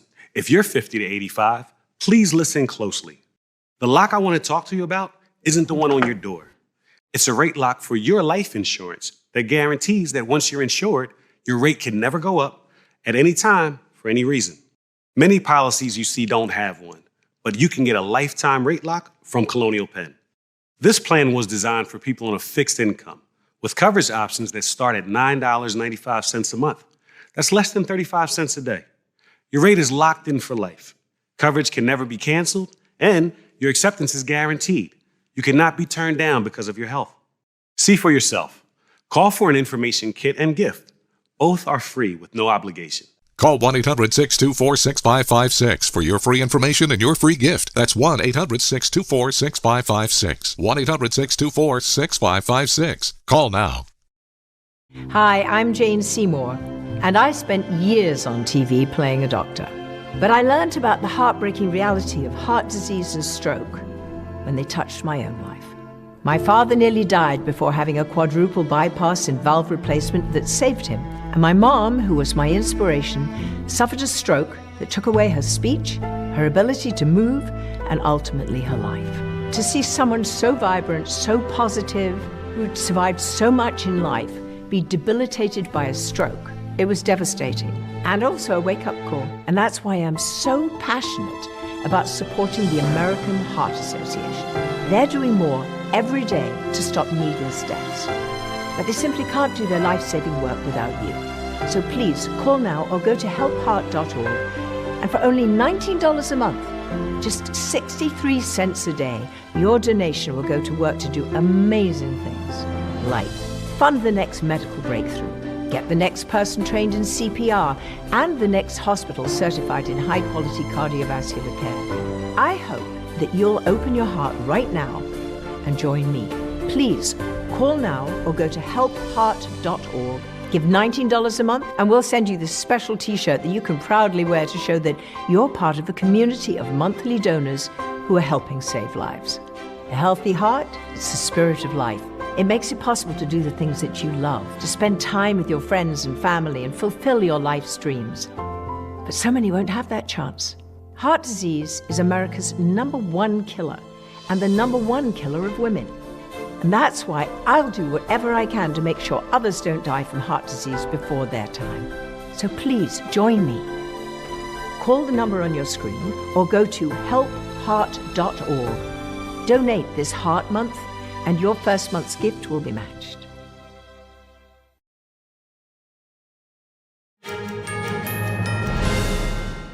Authorities say they're making progress in the search for Nancy Guthrie, mother of NBC anchor Savannah Guthrie. The FBI releasing a new video of the potential suspect and the sheriff's office detaining a man for questioning. Here's the latest. Police last night questioning an individual in connection with the disappearance of Nancy Guthrie, mother of NBC anchor Savannah Guthrie. They say they detained the man at a traffic stop near the southern border with Mexico. He was not charged. Later that night, the Pima County Sheriff's Department conducted a search in Rio Rico, Arizona. The homeowner said someone gave a tip that Nancy Guthrie was in her house and that authorities are investigating her son-in-law, the man who was detained, but insisted he had nothing to do with the case. They only said that they gave a tip that she was in my house, and I told them, you can go in and search my house. There's nobody there. I have nothing to hide. There's nobody in my house, and I don't know what's going on. I mean, do you have any family members that might know? No, they're investigating my son-in-law. He's not have nothing to do with that either.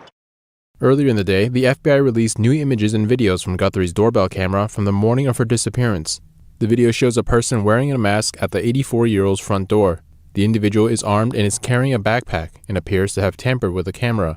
FBI Director Kash Patel said the Bureau recovered the previously inaccessible images from residual data located in back-end systems.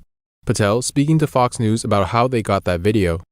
We were able to execute lawful searches and go to these private sector companies and expedite results and then go into their systems and actually excavate material that people would think would normally be deleted and no one would look for. In a social media post following the release of the images, Savannah Guthrie said the family believes her mother is still alive and is urging anyone with information to come forward, though no suspect has been publicly identified. I will say we have made substantial progress in these last 36, 48 hours thanks to the technical capabilities of the FBI and our partnerships, and I do believe we are looking at people who, as we say, are persons of interest. In an email to the Epoch Times, a spokesperson said the Bureau has agents, analysts, and professional staff working day and night with the Sheriff's Department. Authorities say they are also investigating alleged ransom notes sent to the media. The individual detained in the Nancy Guthrie case denies that he was involved in her disappearance. Here he is describing his questioning by police while speaking to Fox News. What were they asking you about? Where my whereabouts. Okay. Where was I and all that, but... Are you ever up in Tucson? Yeah, I work in Tucson. What do you do? GLS, deliver packages. Okay, do you think you might have delivered a package to Nancy Guthrie's house? I don't know, might have been a possibility, I don't know. Yeah, do you ever deliver like Amazon packages or anything? Well, it's kind of the same thing. Yeah, so do you think you may have, did they indicate that you might have been on her property? You're not sure? Nah, they just came up, they until right now, all I know is that they show my in-law a picture of somebody wearing a mask or something, and they supposedly look like my eyes. Right, okay. That's it. That's all I know. He also says police had a warrant to search his home, adding that investigators took his cell phone. And new development in the Nancy Guthrie case, TMZ host Harvey Levin says his outlet received a third letter. Levin made the revelation on Fox News earlier. He says TMZ received a bizarre email. The sender claims to know who the kidnapper is. The person also claims to have tried contacting Savannah Guthrie's sister and brother without success. Levin says the sender is demanding 1 Bitcoin. The email includes a Bitcoin address that TMZ confirms is active. Levin says it appears to be a real address. The message states that time is more than relevant. Levin says they do not know whether the threat is real, but adds that the note includes a name and an email address. TMZ says the note was received before 5 a.m. Pacific time, which is 8 a.m. Eastern. They forwarded the note to the FBI. Authorities haven't commented on it yet, and NTD isn't able to independently verify its contents. Stay with us. We've got much more coming up after this break.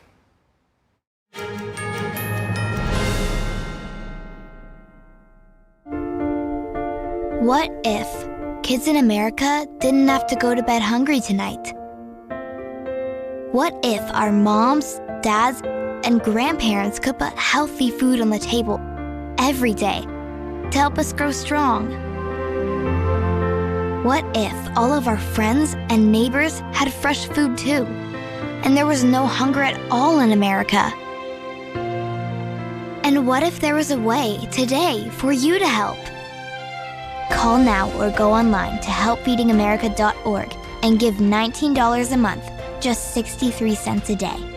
So many of us don't have enough food to eat, but your monthly gift means families across the country and in your community can fill plates with food.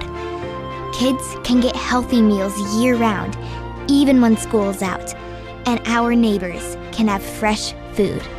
Food that moms, dads, entire families need to thrive. But right now, more people are facing hunger. Feeding America works from coast to coast with partner food banks, food pantries, and meal programs. It takes all of us to make that happen. Will you help too? Please call the number on your screen or go online to helpfeedingamerica.org and give just $19 a month, and we'll send you this free canvas grocery bag. It's our way of saying thank you for helping to end hunger for our neighbors. Because no kid, no mom or dad, nobody should go hungry in America. Nobody. So what if today was the day you could help nourish futures for our friends, our families, for all of us? Ending hunger is possible. What if we end it together? Call or give online today at helpfeedingamerica.org and your gift can be doubled. Thank you. Is deep sea fish oil really healthy? Due to pollution in the oceans, most fish contain heavy metal elements and radioactive substances. That's why it's so important to choose a pure source of omega-3. Puritan Green Vegetable Omega-3 is made from purslane and perilla seeds, which are rich in nutrients and minerals. It effectively improves brain power and is beneficial to the heart's health. Puritan Green Vegetable Omega-3. Eat 2 a day and you'll feel brand new. Mathis Home is your destination for the biggest selection of living room furniture. And for power reclining sofas, nobody has a better selection. Here's a top seller, covered in a rich saddle brown leather. And the power mechanism reclines all the way to the 0G position. A sharply tailored leather sofa like this one should cost way more. But at Mathis Home, it's just $19.98. One of hundreds ready to test drive. Hurry into the Presidential Savings Event going on now at Mathis Home.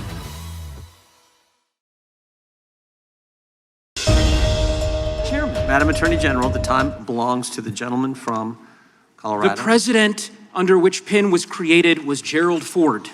It was created after Watergate. I'm not asking a question, Madam Attorney General. The administration under which it was created was Gerald Ford. When you first started as the Attorney General of the United States, there were 35 people working in that office. There are now 2 people working in that office because you have gutted it. How many people work for the National Cryptocurrency Enforcement Team in the criminal division today? Can I answer the question about PIN? I've asked you a question. How many You've people asked work? me a question, but you don't How want many the answer. people work I'm not for the gonna answer your National questions the way you Cryptocurrency want. Enforcement Team? You won't answer how many I'll people? answer PIN. You.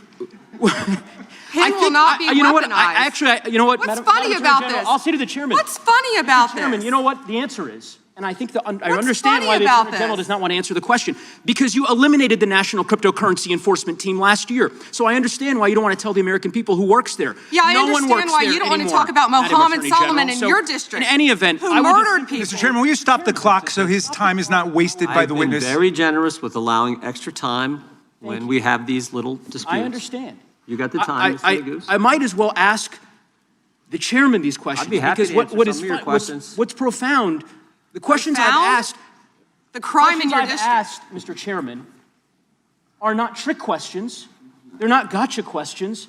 They're actually basic questions about how the Department of Justice functions and the unwillingness of this Attorney General to answer them in good faith. When a member of Congress asks how many people work at the National Cryptocurrency Enforcement Team and the Attorney General refuses to answer it, it is not a coincidence. It's because she eliminated the team. Why? Because her boss, the President of the United States, is making money hand over fist, $1.4 billion over the course of the last year through cryptocurrency holdings. I think what is happening at the Department of Justice is a disgrace, Mr. Chairman, and I would urge you to gain control of this hearing. With that, I yield back the balance of my time. Yeah. I would ask the gentleman, does he agree with the standing up of the Deputy Attorney General for dealing with fraud? That's something that's happened in this administration. First time. You talked about Penn. That happened with this Justice Department. We're talking about this committee. Mr. Chairman, had you answered the question, had the Attorney General answered the question in that way, perhaps this hearing would have some modicum of resembling something that has typically been fairly conventional, an oversight hearing of the Department of Justice. The gentleman's that is time not has expired. The gentlelady from Wyoming is recognized for 5 minutes. Attorney General Bondi, I want to express my gratitude to the President, you and your team for your continued efforts against extreme anti-energy policies taken by states and cities that serve only to increase costs on the American people. This is an issue of great concern for Congress as well as the consumers. At the behest of networks of non-governmental organizations and anti-growth activists, Democratic-controlled states and cities are enacting laws and pursuing coordinated lawsuits that would impose retroactive liability on energy producers for past global emissions based on speculative future climate change harms. The proponents of these plans call them climate superfund laws, but in reality, that is simply window dressing for taxes and fees imposed on consumers and businesses that don't even have a presence in these states or communities. But if you look at the billions of dollars they hope to gain from these efforts, the real goal here is to increase their already mismanaged state budgets by imposing fees on consumers and businesses in energy-producing states such as the state of Wyoming. I would describe this as the tobacco litigation on steroids. Vermont has enacted such a law, and another has recently gone into effect in New York. Similar laws are under consideration in a number of other states. Clearly, this problem is spreading. Would you agree that Congress has not authorized states to impose retroactive liability against energy producers and lawful carbon emissions? Yes. And would you also agree that protecting consumers is a core part of the DOJ's mission? Absolutely. Would you further agree that combating state policies that seek to hide and shift the true cost of programs like these onto consumers fits within your mission? Yes. So, Attorney General Bondi, fossil fuels are the foundation of the U.S. economy, and the recent winter storms underscored that gas, coal, and oil remain essential to grid reliability and heating our homes. Can you confirm that the DOJ is fully committed to using all available legal tools to stop these state and local level attacks on domestic energy production? Congresswoman, we are committed to that, and so is the entire administration. We talk about that a lot. Thank you. Thank you. The President's April 2025 executive order directed the DOJ to identify and act against state laws that burden U.S. energy production. What concrete actions has the DOJ and the administration more broadly taken to carry out this directive? Well, we filed 4 lawsuits. We're filing multiple lawsuits. Many things are pending within this office to carry that out. Okay. States continue to invent new causes of action to pursue state climate lawfare, as is evidenced by Michigan's recent novel claim related to antitrust violations. The city of Boulder, Colorado has also filed such a lawsuit, despite refusing my challenge that they actually forego the use of fossil fuels if they disagree with them so much. Does the Department of Justice agree that these novel approaches require a federal response, and will the department pursue such an approach? Yes, Congresswoman, and we'd be happy to talk to you more about that. Wonderful, yes. Thank you. Multiple climate lawsuits Multiple climate lawsuits are now advancing toward trial, even in states that rely on those energy forms to provide heat and electricity for their citizens. In fact, in any community, that they all rely upon fossil fuels in some fashion. Is the department actively considering intervention to protect federal supremacy over interstate emissions and energy policy? Yes, would be happy to discuss that with you. Thank you. And clearly this is an area in which Congress has a role to play. To that end, I'm working with my colleagues in both the House and Senate to craft legislation tackling both these state laws and the lawsuits that could destroy energy affordability for consumers. To that end, are there any authorities or tools that DOJ and the administration don't currently have at their disposal that would be helpful in that effort that Congress could adopt? Well, we work with multiple agencies throughout the administration, but I'd be happy to talk to you about that more. Wonderful, Yes. Thank you. I appreciate your effort in this regard. And may I have 20 seconds of your time Please. to address something? Yes. Thank you. Your colleague, Senator Neguse, didn't want to talk about crypto because he said I was a disgrace talking about crypto because he didn't want to talk about the tremendous crime in his jurisdiction. He voted no on preventing violence against women by illegal aliens.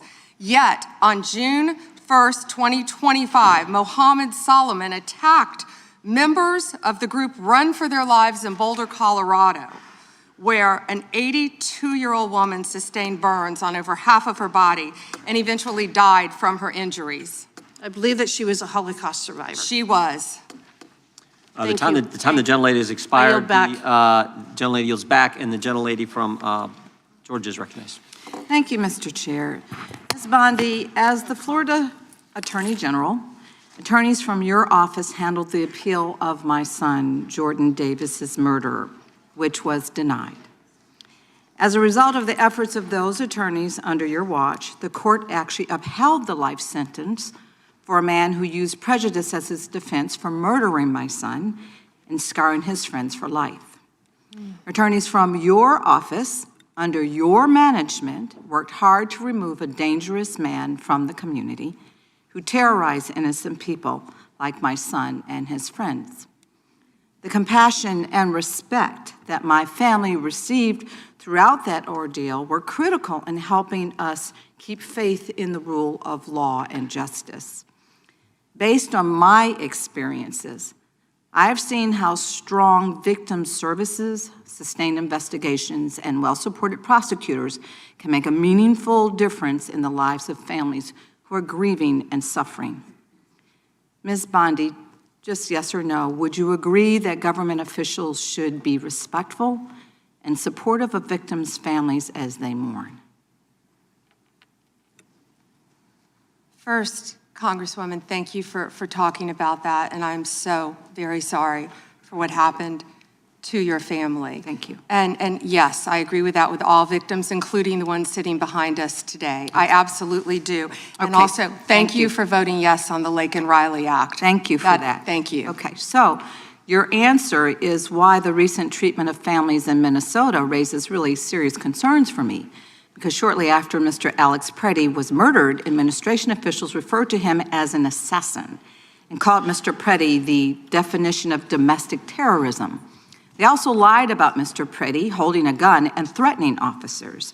After Ms. Renee Good was murdered by ICE officials in Minneapolis, administration officials also accused her of being a domestic terrorist and investigated her wife in a clear act of retaliation. The statement Mr. Preddy's mother made after the murder resonated with me more than you'll ever imagine.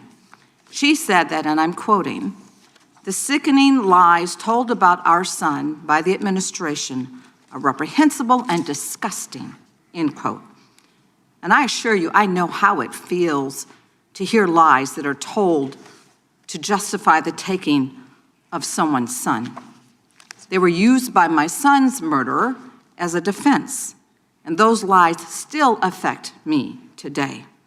He was called a thug, and he was called a gangbanger. And the attorneys from your office actually defended my son's name, his memory, and defended his honor. I'm certain that Mr. Petty's mother watched videos of her son, Alex, an ICU nurse at the VA hospital, using his phone to record federal agents. She also watched him getting pepper sprayed, kicked, hit in the head, and surrounded by at least 7 agents before having his gun removed from his waistband, which he legally carried. And she watched seconds later as 2 of those agents shot her son Alex at least 10 times. The administration was quick to spew an incorrect narrative and call him so many things that they wanted us to ignore the truth that we actually saw with our own eyes. Ms. Bondi, will you denounce the statements that were made to tarnish the names of Alex Preddy and Renee Good, and will you protect their names like those attorneys back in Florida under your watch protected my son's name? What I will say is we are looking at everything to shed light on what happened that day, and it is an ongoing and active investigation. Both of those cases, and I assure you they will be investigated. Investigating, we understand that, but will you do everything in your power, as you have done for my case, as you are asked to do, as you've sworn an oath to do? It is your responsibility to make sure that you are following the rule of law. Those families in Minnesota, they deserve the same respect. They deserve a full investigation, which you have not even begun to do yet. So what are you saying, is that they don't deserve any respect for a full investigation into their murders? Well, that is incompetence on your behalf. Well, that is not accurate. The American people do deserve better. Non-commitment to defending the rule of law is what we see from you. I will always stand up for survivors, and I heard you say earlier when you told us that you will fight for them as well. And based on the information before us, these families have not received the same commitment to investigate what happened to their loved ones, nor have they received the respect that I would expect from the nation's top law enforcement officer. Investigations have been slow-walked, they've been canceled, and the special agent assigned to Renee Good's investigation resigned following pressure from your officials to reclassify Ms. Good's case. Time of the For gentlelady. families seeking answers and accountability, the withdrawal of investigative resources is simply unacceptable. Has expired. The gentlelady yields back. The gentleman from California is recognized. Thank you, Mr. Chairman. Madam Attorney General, I get the sense that we've lost a little perspective here. The most fundamental responsibility of government is to protect the lives and property of its citizens. Now, you cited some crime figures in your opening statement, and I wonder if you could repeat them, because I think it's one of the most extraordinary achievements of the Department of Justice in our history, and I don't think some of my colleagues heard you clearly. Thank you, Congressman. And would you mind if I address something that Congresswoman McBath wouldn't let me address first? Go right ahead. The reason that she wants to continue to talk about Minnesota, which we will all day long, is she doesn't want to talk about her own jurisdiction in Atlanta, because she doesn't want to talk about Christopher Welcher, who traveled across state lines to try to meet, and nothing's funny about this, to meet and molest a 14-year-old girl in Georgia. That's why they're watching the clock, the American people should know, for the second it runs out, because they don't want to address anything in their jurisdiction. They're elected to represent people in their jurisdiction. We prosecuted illegal aliens who ran a large-scale meth operation in the Atlanta metro area. You understand we don't prosecute, right, Ms. Bondi? Madam Attorney General. On the law, I'm sorry, thank you. Mr. McClintock. So yes, the statistics I spoke of earlier, Congressman, under the leadership of the FBI, historic work has been done. A drop 20% in the nationwide murder rate in 2025. Least murders in our country since 1900, and that is to the work because of the credit of Donald Trump. It's not just homicides, is it? It's also other violent crimes, robbery. Could you go through that list real quick? Yes, Congressman. 100% increase in violent crime arrests in 2025 compared to 2024. What's that done to the violent crime rate in the country? It's plummeting. 1,800 gangs. Wait a second. Do you mean to honestly tell us, and you're under oath, that if we take violent criminals off the streets, we end up with less crime? I certainly hope so, Congressman, and that's our goal, and that's an extraordinary concept, and I'm afraid it may be lost on some of our Democratic colleagues. I look at these numbers and they're absolutely staggering. It didn't happen by accident. It happened because of specific policies that you've implemented this year. And you mentioned a few of them. Would you continue? Over 6,000 child victims located, 22% increase. Over 1,700 child predators arrested, 10% increase. Over 300 human traffickers arrested. Let me jump down to DEA right now. That was just FBI. Under Terry Cole's leadership, and I talk to these people almost daily, our directors, and the amazing work that they're doing in all of your jurisdictions on the left and the right, working together to take drugs off our streets. Right, and I assume that our Democratic colleagues, some of whom represent some of our most crime-plagued cities and communities, have thanked you for this extraordinary accomplishment. Thank you, Congressman. We've seized more than 9,800 kilos of fentanyl and 47 million fentanyl pills. That affects every single person in this room. It doesn't matter what political party you are. Everyone in this room knows someone who's died from fentanyl. A parent, a child, a sister, a brother, a friend, a neighbor, a relative. Everyone here knows someone who has been impacted by that. That is the common ground that I wish we could find to work together in this country, to take these drugs off the streets. And someone nodded with vapes. Well, in your opening statement, you said that this historic success in protecting the lives and property of Americans has occurred when local governments have cooperated with you. Yes. Let me ask you, what are the greatest impediments you're facing in bringing down crime across the country? Well, when local governments, of course, do not cooperate with us, and that's where criminals flee, in jurisdictions where they know they will be protected by local governments. And this is all about working together, and we have shown that in what we did in D.C., what we're doing in Memphis, working together with Democrat mayors in these cities right here in D.C. And very quickly, if you could tell us about the Safe Cities program and give us your read on what cities that avail themselves of this program can expect?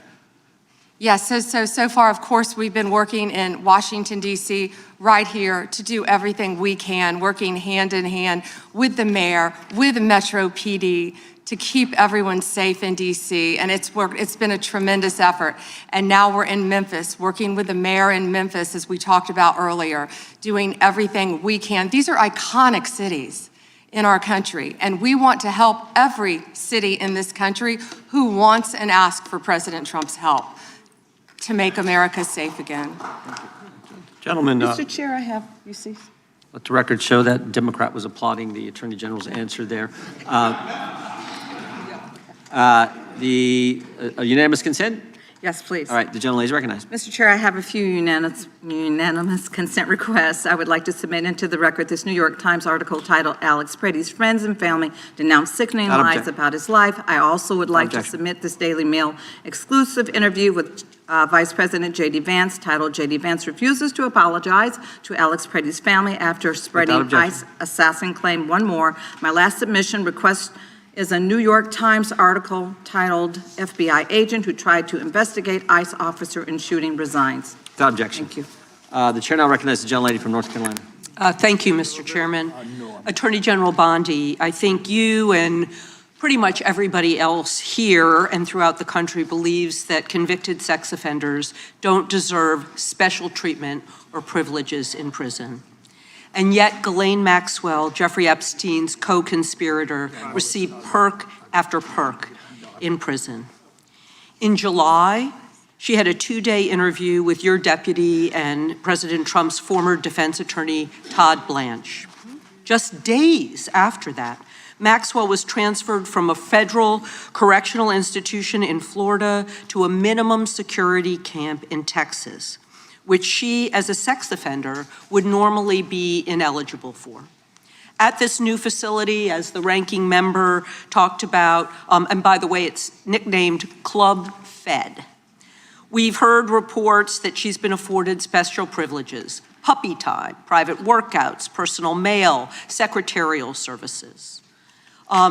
Attorney General Bondi, does a convicted sex offender like Ghislaine Maxwell deserve special treatment and privileges in prison? Yes or no? Let me be crystal clear on this. No. And Thank you. let me keep going. No, let me keep going. Perfect. Well, I did not know she was being transferred. I asked you yes or no. She was not transferred to a lower Mr. Chairman, level. please stop the clock and remind the witness of the rules. One rule she needs to And understand I'm glad here. that we're agreeing. So when we're agreeing, we can move on to some other things. When But we're I not want you agreeing, to know that every time she does get these perks, and it's been publicly reported, that the folks she's abused, the survivors who are sitting here, they see themselves as being denied justice. They feel re-traumatized. And I'm glad that we agree on that. But she should not be in that prison. And she needs to be moved back to a maximum security prison as soon as possible. But what she has told another committee here is that she won't cooperate with them unless she gets clemency from Donald Trump. It's just crazy to consider that she can be wielding this kind of influence within the administration. But that begs the question, who ordered her to be transferred to the minimum security prison that she was ineligible for? Who signed off on the special privileges? Was it Mr. Blanche? Was it one of your other subordinates? So please, can you tell us who sent her there, since you don't agree she should be there? I said I do not agree she should receive special treatment.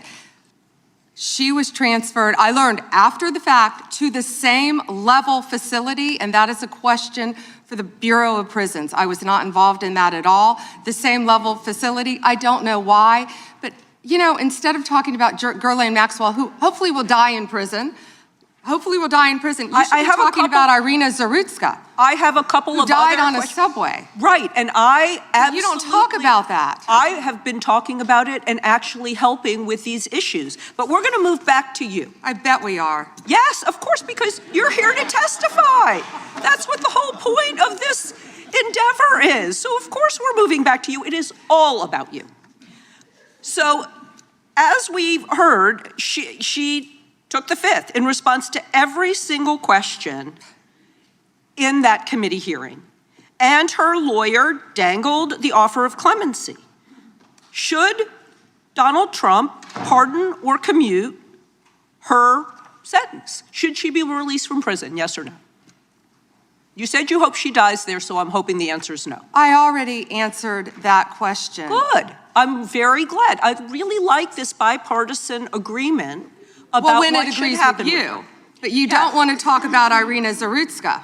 You don't want to talk about I talk about murdered her all by the a time, violent crime but offender I am not in here your to jurisdiction. testify before Congress. You are. That is your job today. You're That's what you're getting paid for. obsessed with attack. I want you to know that your own DOJ employee, he's recently been demoted and had some other problems, advises on pardons. Do you think he will be advising Mr. Trump on any kind of clemency or pardon for Ghislaine Maxwell?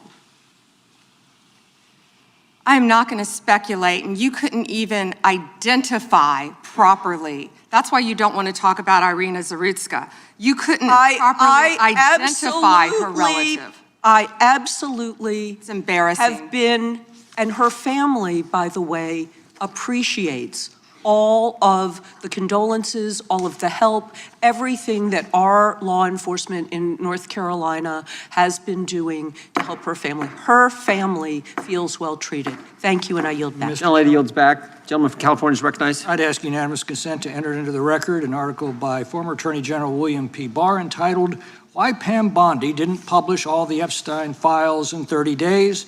The answer is simple. It was not possible," from the Wall Street Journal. Well said. Without objection, the gentlelady from Florida is recognized. Thank you, Mr. Chairman. Madam, I'm sorry.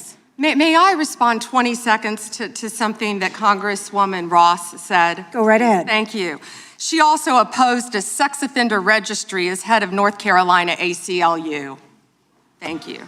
Thank you, Madam Attorney General. And I'd like to pick up where you left off a moment ago, because we convene here today as a committee for the stated purpose of conducting oversight of the Department of Justice. And so it's critical for us to focus first on the mission of the department and assess your success in discharging it. So the mission of the department is to enforce federal law, defend the rule of law, and protect the American people from violent crime, terrorism, drug trafficking, fraud, and exploitation, to promote public safety. And what we have heard today unequivocally is that President Trump's Department of Justice, under your leadership, Attorney General Bondi, is doing exactly that. Just a moment ago, you shared with us some incredible statistics that the United States, under your leadership, has achieved the lowest murder rate in 125 years. That in the first year of this administration, murder is down 21%, robbery is down 23%, carjacking down 43%, and gun assault down 22%. That is what public safety looks like. Under your leadership and that of President Trump, you've located more than 6,000 child victims of trafficking and exploitation, arrested 1,700 child predators, and apprehended more than 300 human traffickers. Significant increases. And those aren't just statistics, those are precious lives that your department and the men and women of federal law enforcement have saved. Madam Attorney General, you've mentioned a couple of specific criminal trends during this hearing that I'd like to discuss with you further, because one of our important roles in Congress is making sure that our laws and our law enforcement stay ahead of predators as technology evolves. I lead legislation in the House, along with bipartisan co-sponsors on this committee, to make sextortion a clearly defined criminal offense. We actually passed that out of the House of Representatives. We have a bill to promote Operation Renewed Hope to help rescue more child victims, and the Defiance Act to provide legal recourse to victims of deepfake AI intimate images. I would love to hear your perspective and what you are seeing related to these technology-based criminal trends, sextortion, and AI deepfakes. What are you seeing at the Department of Justice, and why do you believe that efforts to combat these types of crimes are important? Sextortion, and thank you for supporting that, Congresswoman. I think that was a bipartisan effort, actually. I think many of you on both sides of the aisle supported that. Thank you for that. You know, as a career prosecutor, it's horrible seeing that and seeing that young women and often young boys have been exploited with sextortion. And I see, thank you, both sides of the aisle nodding on that. It's horrific. The suicide rates go up. And that's why we have to do everything in our power to protect not only young girls, adult women, boys and men from sextortion, because it is happening and we're doing everything in our power, thanks to your legislation, all of you, to stop that.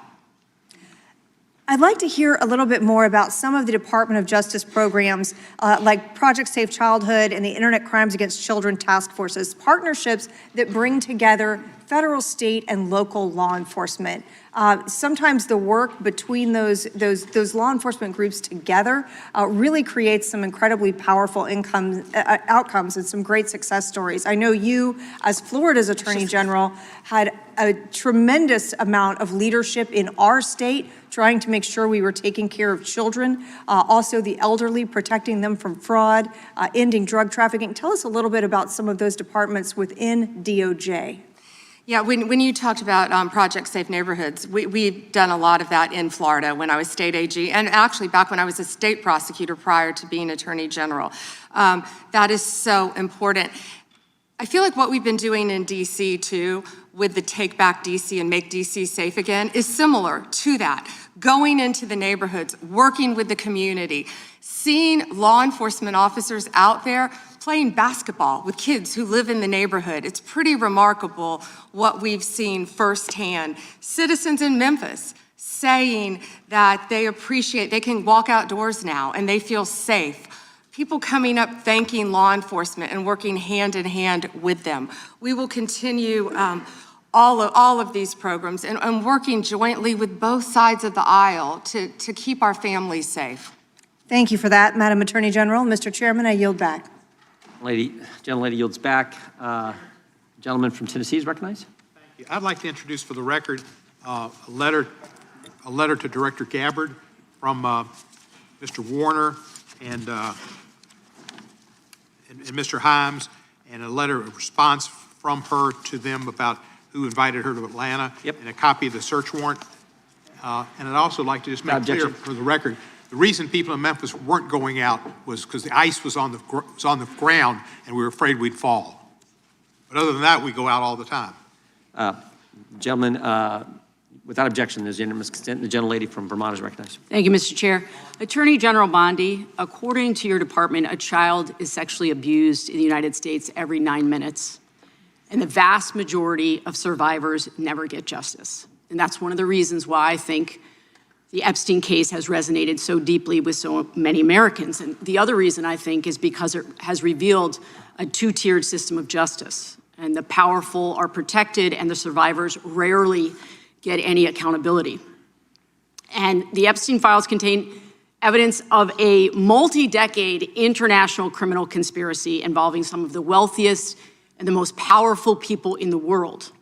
There's evidence of financial crimes, political corruption, sex trafficking, and of course, horrible sexual abuse. And I want to remind everybody, this isn't a game. These are real people, people who have suffered, who are sitting here with us today, and they deserve answers, and they deserve accountability. And I'm here to try to get some for them. Now, I've seen some of the unredacted Epstein files, and obviously, as you know, President Trump's name is all over them, but so are the names of other senior Trump officials: Howard Lutnick, Secretary of Commerce; John Phelan, the Secretary of the Navy; and Stephen Feinberg, the Deputy Secretary of Defense. These men were appointed by President Trump to senior positions in his administration. All of them have clear and confirmed ties to Jeffrey Epstein. Attorney General Bondi, yes or no, has the Justice Department asked Secretary Lutnick about his ties to Epstein? Excuse me. Secretary Lutnick has addressed those ties himself. I'm asking you, has the Justice Department specifically asked Secretary Lutnick about his ties to Jeffrey Epstein? He has addressed those ties himself. Has the DOJ asked Secretary Phelan about his ties? Now, before we wrap up this hour, we'd like to remind you of a slight change to our broadcast schedule. Starting next Monday, February 16th, the show will air from 11 a.m. to 2 p.m. Eastern Time. So stay tuned for that. And if you have any feedback on the show or have something you'd like to see us cover, send us an email at news.today@ntd.com. We'd love to hear from you. For round-the-clock original news coverage, watch us live at ntd.com/live or download our NTD app. I'm Stephanie Cox. Thanks for watching.